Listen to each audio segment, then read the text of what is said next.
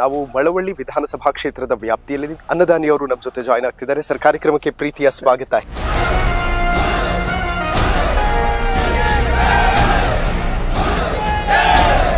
Sir, ಎರಡೆರಡು time MLA ಆಗಿದ್ರಿ, ಕುಟುಂಬಕ್ಕೆ ಏನು ಮಾಡ್ಕೊಡಕ್ ಆಗ್ಲಿಲ್ವಾ ಅಂತ? ಅವರು ಸ್ವಂತ ಮನೆನೂ ಕೂಡ ನಿರ್ಮಾಣ ಮಾಡ್ಕೊಳ್ದೇನೆ ಬದುಕ್ತಾ ಇರ್ತಕ್ಕಂತ ಏಕೈಕ ನಾಯಕ ಈ ದೇಶದಲ್ಲಿ ಸನ್ಮಾನ್ಯ ದೇವೇಗೌಡಾಜಿ ಅವರು ಅಂತಕ್ಕಂಥದ್ದು ಬಹಳ ಸ್ಪಷ್ಟ. ಅದರಿಂದ ನಾವು ಅವ್ರನ್ನ ಹಿಂಬಾಲಿಸ್ತಾ ಇದ್ದೀವಿ.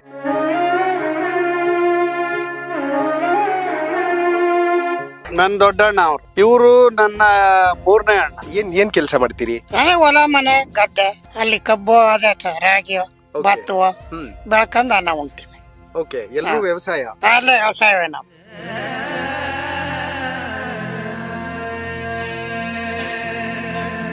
ವೀಕ್ಷಕರೇ, ನೋಡಿ ಅವ್ರು ಎಷ್ಟು ಸಿಂಪಲ್ ಆಗಿದ್ದಾರೆ. ಸರ್, 2 ಟೈಮ್ MLA ಆಗಿದ್ರು, ನೀವೇನು ಕೇಳಲಿಲ್ವಾ ನಮಗೆ ಅದ್ ಮಾಡ್ಕೊಡು ಇದ್ ಮಾಡ್ಕೊಡು ಅಂತ? ಏನು ಕೇಳಿಲ್ಲ ನಮ್ಮ. ಯಾಕೆ? ಅವ್ರು ಕೊಟ್ಟಿರೋದೇ ಸಾಕು ನಮ್ಗೆ. ಅವ್ರು ಚೆನ್ನಾಗಿದ್ದರೆ ಸರಿ. ನೀವು ಕೊಟ್ಟಂತ ಒಂದು ಹೇಳಿಕೆ, ಇಲ್ಲಿರುವಂತಹ ಶಾಸಕರು ಇಸ್ಪೀಟ್ ಗಿರಾಕಿ, ಕೆಲಸ ಮಾಡಲ್ಲ ಅನ್ನುವಂಥದ್ದನ್ನು ಹೇಳ್ತಾ ಇದ್ರಿ. ನಾನಿರೋ ಸತ್ಯ ಹೇಳಿದ್ದೀನಿ. ನಾನು ಎಲ್ ಬೇಕಾದ್ರೂ ಪ್ರಾಮಾಣೀಕರಿಸ್ತೀನಿ ಅಂತ ಹೇಳಿದ್ದೀನಿ ಮತ್ತು ಪ್ರಮಾಣ ಮಾಡ್ತೀನಿ ಅಂತ ಹೇಳಿದ್ದೀನಿ.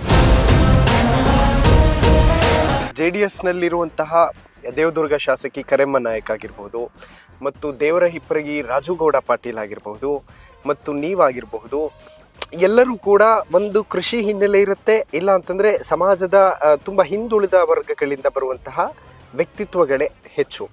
ಹೇಗೆ JDS ಅವರನ್ನೇ ಹೆಕ್ಕಿ ತರುತ್ತಲ್ಲ ಅಂತ?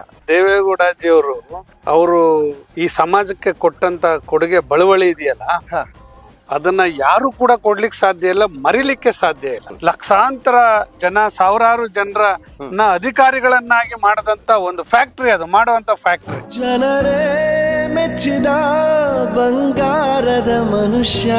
ಯಾಕೆ ಚುನಾವಣೆಯಲ್ಲಿ ಸೋತು? ನನಗೆ ಒಂದು COVID-19 ಪ್ರಾರಂಭ ಆದ್ಮೇಲೆ ಮೊದಲನೇ ಫೇಸ್, ಸೆಕೆಂಡ್ ಫೇಸ್ ಅಂತ 2 ಸಾರಿ ನಾನು 2 ಬಾರಿ ಶಾಸಕನಾಗಿ 4 ಬಾರಿ ಚುನಾವಣೆಯಲ್ಲಿ ಸೋತಿದ್ದೀನಿ. ಸರ್, ಏನೆಲ್ಲ ಬೆಳೆದಿದ್ದೀರಿ ಸರ್ ತೋಟದಲ್ಲಿ? ಒಂದು 20 ಗಿಡ ತೆಂಗು ಹಾಕಿದೀವಿ, ಒಂದು 50 ಗಿಡ 60 ಗಿಡ ಗಂಧ ಹಾಕಿದೀವಿ, ಒಂದು 4-5 ರಕ್ತ ಚಂದನ ಇದೆ. ಗಂಧನೂ ಅಷ್ಟೇ, ಅದು ಒಂದು ಶ್ರೀಗಂಧ. ನಿಂಬೆ ಗಿಡಗಳು, ಇದು ರಾಮಫಲ, ಚಕೋತ ನೋಡಿ, ಚಕೋತ. ಇದು ತೇಗನ ಸರ್? ಇದು ತೇಗ. 2 ನೆಲ್ಲಿಕಾಯಿ ಮರ ಇದೆ, 2 ಹಲಸಿನ ಮರ ಇದಾವೆ. ಇದು ಓನ್ ಯೂಸ್ಗ ಅಥವಾ ಓನ್ ಯೂಸ್ಗೆ? ರೈತ ರೈತ ರೈತ ಅನ್ನ ಕೊಡುವ ದಾತ. ಇಲ್ಲಿ ಹಸು ಸೆಟ್ಟನ್ನ, ಕೊಟ್ಟಿಗೆಯನ್ನ ನಿರ್ಮಾಣ ಮಾಡ್ತಾ ಇದ್ದೇನೆ.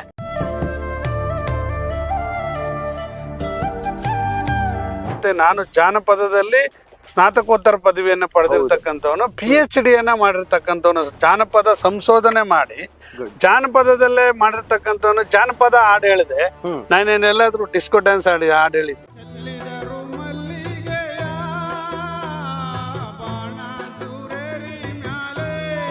ದೇವೇಗೌಡಾಜಿ ಅವರು ಮತ್ತು ಕುಮಾರಸ್ವಾಮಿ ಅವರು ನಮ್ಮ ರಾಜಕೀಯ ಗುರುಗಳು. ಅಳಿಯದು ಹೆಸರು ನೂರು ಯುಗ. ಈ ಕಾರ್ಯಕ್ರಮದ ಪ್ರಾಯೋಜಕರು ವಿನಯ್ ಕುಮಾರ್ ಎನ್, ಮಹಾಪ್ರಧಾನ ಕಾರ್ಯದರ್ಶಿ, ಬೆಂಗಳೂರು ಕೇಂದ್ರ ಲೋಕಸಭಾ ಕ್ಷೇತ್ರ, ಯುವ ಜನತಾ ದಳ. ಗೋಲ್ಡ್ ಲೋನ್ ಇಂಟ್ರೆಸ್ಟ್ ಎಷ್ಟು? 13,000 per month. ಅಭಯನಲ್ಲಿ ಇವತ್ತಿನ ಗೋಲ್ಡ್ ಪ್ರೈಸ್ ಚೆಕ್ ಮಾಡಿದ್ಯಾ? ಇಲ್ಲ. ಅಭಯನಲ್ಲಿ ಗೋಲ್ಡ್ ಸೇಲ್ ಮಾಡು, ಗೋಲ್ಡ್ ಇಂಟ್ರೆಸ್ಟ್ ಸೇವ್ ಮಾಡು. ಅಭಯ ಗೋಲ್ಡ್ ಬಯರ್ಸ್. ವೀಕ್ಷಕರೇ ನಮಸ್ಕಾರ, ನೀವು ನೋಡ್ತಾ ಇದ್ದೀರಾ ಹೆಲೋ ಹಿಂದೂ. ನಾನು ಸೈಯದ್ ಹಿದಾಯತ್. ಇವತ್ತು ನಾವು ಮಳವಳ್ಳಿ ವಿಧಾನಸಭಾ ಕ್ಷೇತ್ರದ ವ್ಯಾಪ್ತಿಯಲ್ಲಿದ್ದೀವಿ, ಅದರಲ್ಲೂ ಕೂಡ ಹುಸ್ಕೂರಿನಲ್ಲಿದ್ದೀವಿ. ಒಂದು ವಿಶೇಷ ಅತಿಥಿಯನ್ನ ಮಾತನಾಡಿಸುವಂತಹ ಒಂದು ಪ್ರಯತ್ನ. ಯಾಕೆಂತಂದ್ರೆ ಗೆದ್ದಿರುವಂತವರಿಗೆ ಮಾತನಾಡೋದಕ್ಕೆ ಅನೇಕ ವಿಚಾರಗಳಿದ್ರೆ, ಸೋತಿರುವಂತವರಿಗೆ ಮಾತನಾಡೋದಕ್ಕೆ ಸಾಕಷ್ಟು ವಿಚಾರಗಳಿರುತ್ತೆ. ಸೋಲು ಮತ್ತು ಗೆಲುವು ರಾಜಕೀಯ ಚದುರಂಗದಲ್ಲಿ ಅದು ಸಹಜ. ಆದ್ರೆ once a leader always a leader. So ಈ ಶೀರ್ಷಿಕೆ ಅಡಿಯಲ್ಲಿ ನಾವು ಕಾರ್ಯಕ್ರಮ ಮಾಡ್ತಾ ಇದೀವಿ. ಇವತ್ತು ನಮ್ಮ ಅತಿಥಿ ಜಾಯಿನ್ ಆಗ್ತಿದ್ದಾರೆ. ಸೊ ಎಂದಿನಂತೆ ಜನರ ಜೊತೆ ಕೂತಿರುವಂತಹ ದೃಶ್ಯನ ನೀವು ನೋಡಬಹುದು. ಅನ್ನದಾನಿ ಅವರು ನಮ್ಮ ಜೊತೆ ಜಾಯಿನ್ ಆಗ್ತಿದ್ದಾರೆ. ಸರ್, ಕಾರ್ಯಕ್ರಮಕ್ಕೆ ಪ್ರೀತಿಯ ಸ್ವಾಗತ. ಹೇಗಿದ್ದೀರಿ ಸರ್? ಚೆನ್ನಾಗಿದೆ. ಏನ್ ಸರ್, MLA ಸೋತ್ರು ಕೂಡ ಜನ ಅವ್ರನ್ನ ಬಿಟ್ಕೊಡಲ್ಲ ಅಂತಾರೆ, ನಿಜಾನ ಅದು ಅಂತ? ನಾವು ಆಡಳಿತ ಮಾಡುವಂತ ಸಂದರ್ಭದಲ್ಲಿ ಜನರ ಜೊತೆ ಯಾವ ರೀತಿ ಒಡನಾಟ ಇಟ್ಕೊಂಡಿರ್ತೀವಿ, ಯಾಗ್ ನಡ್ಕೋತೀವಿ ಅನ್ನೋದ್ರ ಮೇಲೆ ಸೋತ್ರು ಕೂಡ ಅದು ಸಾಂದರ್ಭಿಕವಾಗಿ ಬೇರೆ ಬೇರೆ ಕಾರಣಾಂತರಗಳಿಂದ ಸೋಲ್ಬಹುದು. ಕರೆಕ್ಟ್. ಆದ್ರೆ ಜನರ ಮನಸ್ಸಿನಿಂದ ಸೋಲ್ತೀವಲ್ಲ ಅದು ಸೋಲು. ಕರೆಕ್ಟ್. ಇದು ನಮ್ಗೆ ಸೋಲ. ಚುನಾವಣೆಯಲ್ಲಿ ಸೋಲೋದು ಸೋಲೇ ಅಲ್ಲ ಅಂತ ನಾವು ಅದನ್ನ ಅರ್ಥೈಸ್ಕೊಂಡು ಜನಗಳ ಮಧ್ಯದಲ್ಲಿ ಇದ್ದು ಕೆಲಸ ಮಾಡಿದೀವಿ. ಅದಕ್ಕಾಗಿ ನಮ್ಗೆ ಪ್ರೀತಿ ತೋರಿಸ್ತಾರೆ ಜನರು. ಇವತ್ತು ಕೂಡ ಜನ ಸಮಸ್ಯೆ ತಗೊಂಡ್ ಬರ್ತಾರ ಸರಿ ಮಾಡ್ಕೊಡಿ ಅಂತ? ಖಂಡಿತ. ಇವತ್ತು ಕೂಡ ಹಲವಾರು ಕ್ಷೇತ್ರಗಳಲ್ಲಿ ಸಮಸ್ಯೆಗಳು ಇರ್ತದೆ. ಅದರಲ್ಲಿ ವಿಶೇಷವಾಗಿ ರೈತರ ಸಮಸ್ಯೆಗಳು ಮತ್ತು ದಲಿತ ಸಮಾಜದ ಸಮಸ್ಯೆಗಳು ಬಹಳಷ್ಟು ಇರ್ತವೆ. ಅದನ್ನೆಲ್ಲವನ್ನು ಕೂಡ ಸರಿ ಮಾಡಬೇಕು, ಸರಿ ಮಾಡ್ಕೊಡ್ಬೇಕು ಅಂತ ಹೇಳಿ ಹಲವಾರು ನೊಂದಂತ ಜನರು ನನ್ನ ಹತ್ರ ಬರ್ತಾರೆ. ಅವ್ರಿಗೆ ನನ್ನ ಕೈಲಾದಷ್ಟು ಅಂದ್ರೆ ಅಧಿಕಾರ ರಹಿತವಾದಂತ ಸಮಾಜ ಸೇವಕನಾಗಿ ನಾನು ಅವ್ರಿಗೇನು ನ್ಯಾಯ ದೊರಕಿಸ್ಕೊಡ್ಬೇಕು ಅದನ್ನ ನ್ಯಾಯ ದೊರಕಿಸ್ಕೊಡ್ತೇನೆ. ಓಕೆ, ಈಗ ಏನ್ ಡೀಪ್ ಡಿಸ್ಕಷನ್ ನಡೀತಾ ಇತ್ತು ಸರ್ ಬಿಫೋರ್? ಏನಿಲ್ಲ, ಬರ್ತಾರೆ ಮಾತನಾಡ್ಲಿಕ್ಕೆ. ಈಗ ಇವರು ನನ್ನ ಸ್ನೇಹಿತರು, ನನ್ನ ಪಕ್ಕದವ್ರವರು, ನಮ್ಮ ಪಕ್ಷದ ಹಿರಿಯ ಮುಖಂಡರು ಶಿವಣ್ಣ ಅಂತ. ಅವ್ರದ್ದು ವೈಯಕ್ತಿಕ ಸಮಸ್ಯೆ ಮತ್ತೆ ಜೊತೆಗೆ ಅವರು ಕೃಷಿಕರು. ಅವರ ರೈತಾಪಿ ಜನ ಕೃಷಿ ಮಾಡುವಂತ ಸಂದರ್ಭದಲ್ಲಿ ಏನೋ ಸಮಸ್ಯೆಗಳಿರ್ತವೆ. ಕರೆಕ್ಟ್. ಬೇರೆ ಬೇರೆ ರೀತಿಯ ಸಮಾಜದಲ್ಲಿ ಸಮಸ್ಯೆ ಇರ್ತವೆ. ಅದಕ್ಕಾಗಿ ಅದನ್ನ ಚರ್ಚೆ ಮಾಡ್ಲಿಕ್ಕೆ ನನ್ನ ಒಟ್ಟಿಗೆ ಬಂದಿದ್ದಾರೆ. ಓಕೆ. ಈಗ ಇವರು ನಮ್ಮ ಗುರುಪ್ರಸಾದ್ ಅಂತ ಹೇಳಿ ಚೆನ್ನೈಗೌಡನ ದೊಡ್ಡಿಯವರು, ನನ್ನ ತಾಲೂಕು ಅವ್ರೆ. ಅವ್ರದ್ದೇನೋ ಸಮಸ್ಯೆ. ಈಗ ನನ್ನ ಸ್ನೇಹಿತರು ಆನಂದ್ ಅಂತ, ಅವರು KSRTC ನಲ್ಲಿ ಏನೋ ಸಮಸ್ಯೆ ಆಗಿದೆ ಅಂತ ಅವರು KSRTC ಇಲಾಖೆನಲ್ಲಿ ಕೆಲಸ ಮಾಡ್ತಾ ಇದ್ದಾರೆ. ಅವ್ರದ್ದೇನೋ ಸಮಸ್ಯೆ ಇದೆ, ಅದನ್ನ ನನ್ನೊಟ್ಟಿಗೆ ಹೇಳ್ಕೊಳಕ್ ಬಂದಿದ್ದಾರೆ. ಅವ್ರ ಹತ್ರ ನಾನು ಅದ್ರ ಬಗ್ಗೆ ಚರ್ಚೆ ಮಾಡ್ತಾ ಇದ್ದೀನಿ. ಆ ರೀತಿ ಪ್ರತಿದಿನ ನನ್ನ ಜೊತೆಲಿ ಹಲವಾರು ಸಮಸ್ಯೆಗಳನ್ನ ಹೇಳ್ಕೊಂಡು ಜನ ಬರ್ತಾ ಇರ್ತಾರೆ. ಓಕೆ ಸರ್, ಗೆದ್ದಿರುವಂತ ಅನೇಕ ಶಾಸಕರುಗಳು ಸಮಸ್ಯೆಗಳನ್ನ ಹೇಳ್ಕೊಂಡು ಬಂದಾಗ ನಮ್ಮ ವ್ಯಾಪ್ತಿಯಲ್ಲಿ ಆಗೋದೇ ಇಲ್ಲ ಅಂತ ಕೈ ಎತ್ತು ಬಿಡ್ತಾರೆ. ಸೋತಿದ್ರು ಕೂಡ ಸಮಸ್ಯೆಗಳನ್ನ ಆಲಿಸಿ ಅದಕ್ಕೆ ಪರಿಹಾರ ಕಲ್ಪಿಸಿ ಕೊಡೋದು ಅಷ್ಟು ಸಿಂಪಲ್ ಸಾಧ್ಯನಾ ಅದು ಅಂತ? ಒಬ್ಬ ನೊಂದಂತ ವ್ಯಕ್ತಿಗೆ ಸಮಾಜದಲ್ಲಿ ನ್ಯಾಯ ದೊರಕಿಸ್ಕೊಡ್ಬೇಕು. ನ್ಯಾಯ ದೊರಕಿಸ್ಕೊಡ್ಲಿಕ್ಕೆ ನಮ್ಮ ಹತ್ರ ಒಂದು ಅಸ್ತ್ರ ಇದೆ. ಆ ಅಸ್ತ್ರ ಏನಪ್ಪಾ ಅಂದ್ರೆ 1949-50 ನಲ್ಲಿ ಜಾರಿಗೆ ಬಂದಂತ ಬಾಬಾ ಸಾಹೇಬ್ ಅಂಬೇಡ್ಕರ್ ಅವರ ಸಂವಿಧಾನ, ಪ್ರಜಾಪ್ರಭುತ್ವದ ಸಂವಿಧಾನ. ಆ ಸಂವಿಧಾನವನ್ನ ಜಾರಿಪಡಿಸಿ ಅದರಲ್ಲಿರ್ತಕ್ಕಂಥ ಕಾನೂನ ಬಡವರಿಗೆ ಕೊಡ್ಲಿಕ್ಕೆ ಏನು ಅಧಿಕಾರನೇ ಏನ್ ಬೇಕಾಗಿಲ್ಲ. ಕರೆಕ್ಟ್. ನ್ಯಾಯಯುತವಾಗಿ ನಾವು ಸಂವಿಧಾನದಲ್ಲಿ ಇರ್ತಕ್ಕಂಥ ಕಾನೂನು ಪ್ರಕಾರನೇ ನಾವು ಹೋಗಿ ಅವ್ರಿಗೆ ನ್ಯಾಯ ದೊರಕಿಸ್ಕೊಡ್ತಕ್ಕಂಥ ಕೆಲಸವನ್ನ ಮಾಡ್ಲಿಕ್ಕೆ ಯಾವ ಅಧಿಕಾರದ ಅವಶ್ಯಕತೆನೂ ಇಲ್ಲ ಅಂತಕ್ಕಂಥದ್ದು ನನ್ನ ವೈಯಕ್ತಿಕ ಅಭಿಪ್ರಾಯ. Correct sir. ನಾನು ಹೆಸರು ಹೇಳಲ್ಲ, ಮಾಜಿ ಸಚಿವರು ಅವ್ರ ಮನೆ ಹತ್ರ ಜನ ಹೋಗಿ ಸಮಸ್ಯೆನ ಹೇಳ್ಕೊಂಡಾಗ ಅವ್ರು ಹೇಳ್ತಾರೆ, ನನ್ನನ್ನು ಸೋಲ್ಸಿದಿರಿ, ನಿಮಗೆ ಯಾವುದೇ ಅಧಿಕಾರ ಇಲ್ಲ, ಹೋಗ್ತಾ ಇರಿ ಇಲ್ಲಿಂದ, ನನ್ನ ಮನೆ ಹತ್ರ ಬರಬೇಡಿ ಅಂತ ಹೇಳ್ತಾರೆ. ಲೈಕ್ ನೀವ್ ಯಾಕೆ ಆತರ ದೂರ ಇಡಲ್ಲ? ಅದು ಅವರು ಆ ತರದ ವ್ಯಕ್ತಿಗಳು ಬರೀ ಅಧಿಕಾರಕ್ಕೋಸ್ಕರ ಇರ್ತಕ್ಕಂತ ರಾಜಕಾರಣಿಗಳು ಅಂತಕ್ಕಂಥದ್ದು ನನ್ನ ಅಭಿಪ್ರಾಯ, ವೈಯಕ್ತಿಕ ಅಭಿಪ್ರಾಯ. ಓಕೆ. ಯಾವನು ಅಧಿಕಾರ ಇರ್ಲಿ ಇಲ್ದೆ ಹೋಗ್ಲಿ, ಅವನ್ ಗೆಲ್ದೆ ಹೋಗ್ಲಿ, ರಾಜಕಾರಣದಲ್ಲಿ ಸೋಲು ಸಹಜ, ಕರೆಕ್ಟ್, ಗೆಲುವು ಸಹಜ. ಸೋಲು ಗೆಲುವು ಎರಡು ಕೂಡ ಒಟ್ಟೊಟ್ಟಿಗೆ ಯಾವನ್ ತಗೊಂಡೋಗ್ತಕ್ಕ ಮನಸ್ಥಿತಿ ಇರ್ತದೆ. ಅವನ್ ಆ ರೀತಿ ಮಾತನಾಡೋದಿಲ್ಲ. ಕರೆಕ್ಟ್. ಅವನು ಒಂದು ಅಧಿಕಾರಕ್ಕಾಗಿ, ಇನ್ನೊಂದು ಅವನ ಹಣ ಮಾಡ್ಲಿಕ್ಕಾಗಿ, ಇನ್ನೊಂದು ಆಸ್ತಿ ಮಾಡ್ಲಿಕ್ಕೋಸ್ಕರ, ಇನ್ನೊಂದು ಅವನ ಕುಟುಂಬವನ್ನ ಡೆವಲಪ್ ಮಾಡಕ್ಕೋಸ್ಕರ ಅವನು ಅಧಿಕಾರಕ್ಕೋಸ್ಕರ ಅಪಹರಿಸ್ತಾ ಇರ್ತಾನೆ. ಅಂತ ವ್ಯಕ್ತಿ ಮಾತ್ರ ಸೋತಾಗ ನಾನ್ ಸೋಲ್ಸಿದಿರಿ, ನೀವ್ ಯಾಕೆ ಬರ್ತೀರಿ ಅಂತ ಹೇಳ್ತಾರೆ. ಈಗ ಅವರು ನನ್ ದೊಡ್ಡಣ್ಣ. ಯಾರು ಸರ್ ಅವರು? ಅವರು ನನ್ ದೊಡ್ಡಣ್ಣ, ಮೊದಲನೇವ್ರು ನನ್ ದೊಡ್ಡಣ್ಣ ಅವರು. ಇವರು ನನ್ನ ಮೂರನೇ ಅಣ್ಣ. ಓಕೆ. ಅವ್ರೆಲ್ರು ಕೂಡ ನನ್ ಜೊತೆಲಿ ಇರ್ತಾರೆ, ನನ್ ಒಟ್ಟಿಗೆ ಇರ್ತಾರೆ, ಯಾವಾಗ್ಲೂ ಇರ್ತಾರೆ. ನಾವೆಲ್ಲರೂ ಕೂಡ ಬಹಳ ಜೊತೆಲಿ ಹುಟ್ಟಿರೋ ಸೋದರರು, ಬಹಳ ಅನ್ಯೋನ್ಯವಾಗಿ ಬದುಕ್ತಾ ಇದೀವಿ. ನಮ್ಮಲ್ಲಿ ಯಾವುದೇ ಭಾಗದ ವಿಚಾರದಾಗ್ಲಿ ಅಥವಾ ಆಸ್ತಿ ವಿಚಾರದಾಗ್ಲಿ ನಾವ್ ಯಾವತ್ತೂ ಜಗಳ ಮಾಡಿಲ್ಲ ಇತಿಹಾಸದಲ್ಲಿ. ಓಕೆ. ಯಾರು ಜಗಳ ಮಾಡಿಲ್ಲ. ಈಗ ಅವ್ರ ಆಸ್ತಿ ನನ್ನ ಹೆಸರಲ್ಲಿದೆ, ನನ್ನ ಆಸ್ತಿ ಅವ್ರ ಹೆಸರಲ್ಲಿದೆ. ಆತರ ನಾವೆಲ್ಲ ಬಹಳ ವಿಶೇಷವಾಗಿರ್ತಕ್ಕಂತ ಒಂದು ಕುಟುಂಬ. ನಾವೆಲ್ಲರೂ ಕೂಡ ಒಟ್ಟಿಗೆ ಇರ್ತೀವಿ. ಸರ್, ಎರಡೆರಡು ಟೈಮ್ MLA ಆಗಿದ್ರಿ, ಕುಟುಂಬಕ್ಕೆ ಏನು ಮಾಡ್ಕೊಡಕ್ ಆಗ್ಲಿಲ್ವಾ ಅಂತ? ನಾನು ಆ ದೃಷ್ಟಿಯಿಂದ ನೋಡ್ಲಿಲ್ಲ. ಹಾ. ನಾನು ಸಮಾಜ ಸೇವಕನ ದೃಷ್ಟಿಯಿಂದ ನೋಡಿದನ್ ಬಿಟ್ರೆ ಹ್ಮ್. ಅವ್ರಿಗೆ ಯಾವ್ದೇ ಆಸ್ತಿ ಮಾಡ್ಕೊಡ್ಲಿಲ್ಲ, ಹಾ. ಯಾವ್ದೇ ಹಣ ಮಾಡ್ಕೊಡ್ಲಿಲ್ಲ, ಯಾವ್ದೇ ಸಂಪತ್ತು ಗಳಿಸ್ಕೊಡ್ಬೇಕು ಅವ್ರಿಗೆ ಅಂತಕ್ಕಂತ ನಿಟ್ಟಿನಲ್ಲಿ ನಾನೇನ್ ಚಿಂತನೆ ನಡೆಸಿಲ್ಲ. ಓಕೆ. ನನ್ ತಂದೆ ಸ್ವಲ್ಪ ಮಟ್ಟಿಗೆ ಹಾ. ಸಣ್ಣ ಪುಟ್ಟ ಹ್ಮ್. ನಮ್ಮ ಗ್ರಾಮದಲ್ಲಿ ಸಣ್ಣ ಪುಟ್ಟ ಜಮೀನ್ ಇಟ್ಟಿದ್ದಾರೆ. ಈ ಕಡೆ ಮುಂದೆ. ಅದ್ರಲ್ಲಿ ಸ್ವಲ್ಪ ರೇಷ್ಮೆ ಬೆಳ್ಕೊಳ್ತಾರೆ, ಹ್ಮ್. ರಾಗಿ ಬೆಳ್ಕೊಳ್ತಾರೆ, ಓಕೆ. ಭತ್ತ ಬೆಳ್ಕೊಳ್ತಾರೆ. ಹ್ಮ್. ಇನ್ನು ಉಳಿದಂಗೆ ಎಲ್ಲಿ ನೀರಾವರಿ ಇದೆ, ಹ್ಮ್. ನಮ್ಮಲ್ಲಿ ಕಾವೇರಿ ನದಿ ನೀರು ಹರಿತದೆ, ಹ್ಮ್. ಹ್ಮ್. ಅಲ್ಲಿ ಸ್ವಲ್ಪ ಮಟ್ಟಿಗೆ ಕಬ್ಬು ಬೆಳೀತಾರೆ. ಓಕೆ. ಸ್ವಲ್ಪ ಮಟ್ಟಿಗೆ ಚಿಕ್ಕ ಪುಟ್ಟದಾಗಿ ಒಂದ್ 20 ಗುಂಟೆ, ಒಂದ್ 10 ಗುಂಟೆಯಲ್ಲಿ ಹ್ಮ್.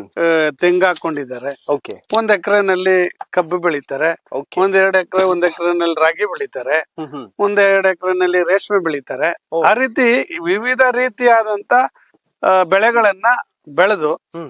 ಅವ್ರ ಆರ್ಥಿಕವಾಗಿ ಹ್ಮ್. ಹ್ಮ್. ಅವ್ರ ಕುಟುಂಬವನ್ನ ನಿರ್ವಹಣೆ ಮಾಡ್ಲಿಕ್ಕೆ ಓಕೆ. ಏನ್ ಮಾಡ್ಬೇಕು ಅದನ್ನ ಅವರು ಮಾಡ್ಕೊಳ್ತಾ ಇದ್ದಾರೆ. ಓಕೆ. ನನ್ನ ಸಹಕಾರ ಏನು ಯಾವಾಗ್ಲೂ ಒಂದ್ಸಾರಿ ಕೇಳ್ತಾರೆ. ಹಾ. ನಾನ್ ಸಾಧ್ಯವಾದಷ್ಟು ಅವ್ರು ಏನಾದ್ರು ಸಮಸ್ಯೆಯಲ್ಲಿ ಇದ್ದಾಗ ಅವ್ರ ಸಮಸ್ಯೆಗೆ ನಾನು ಓಕೆ. ಸ್ಪಂದಿಸ್ತೀನಿ.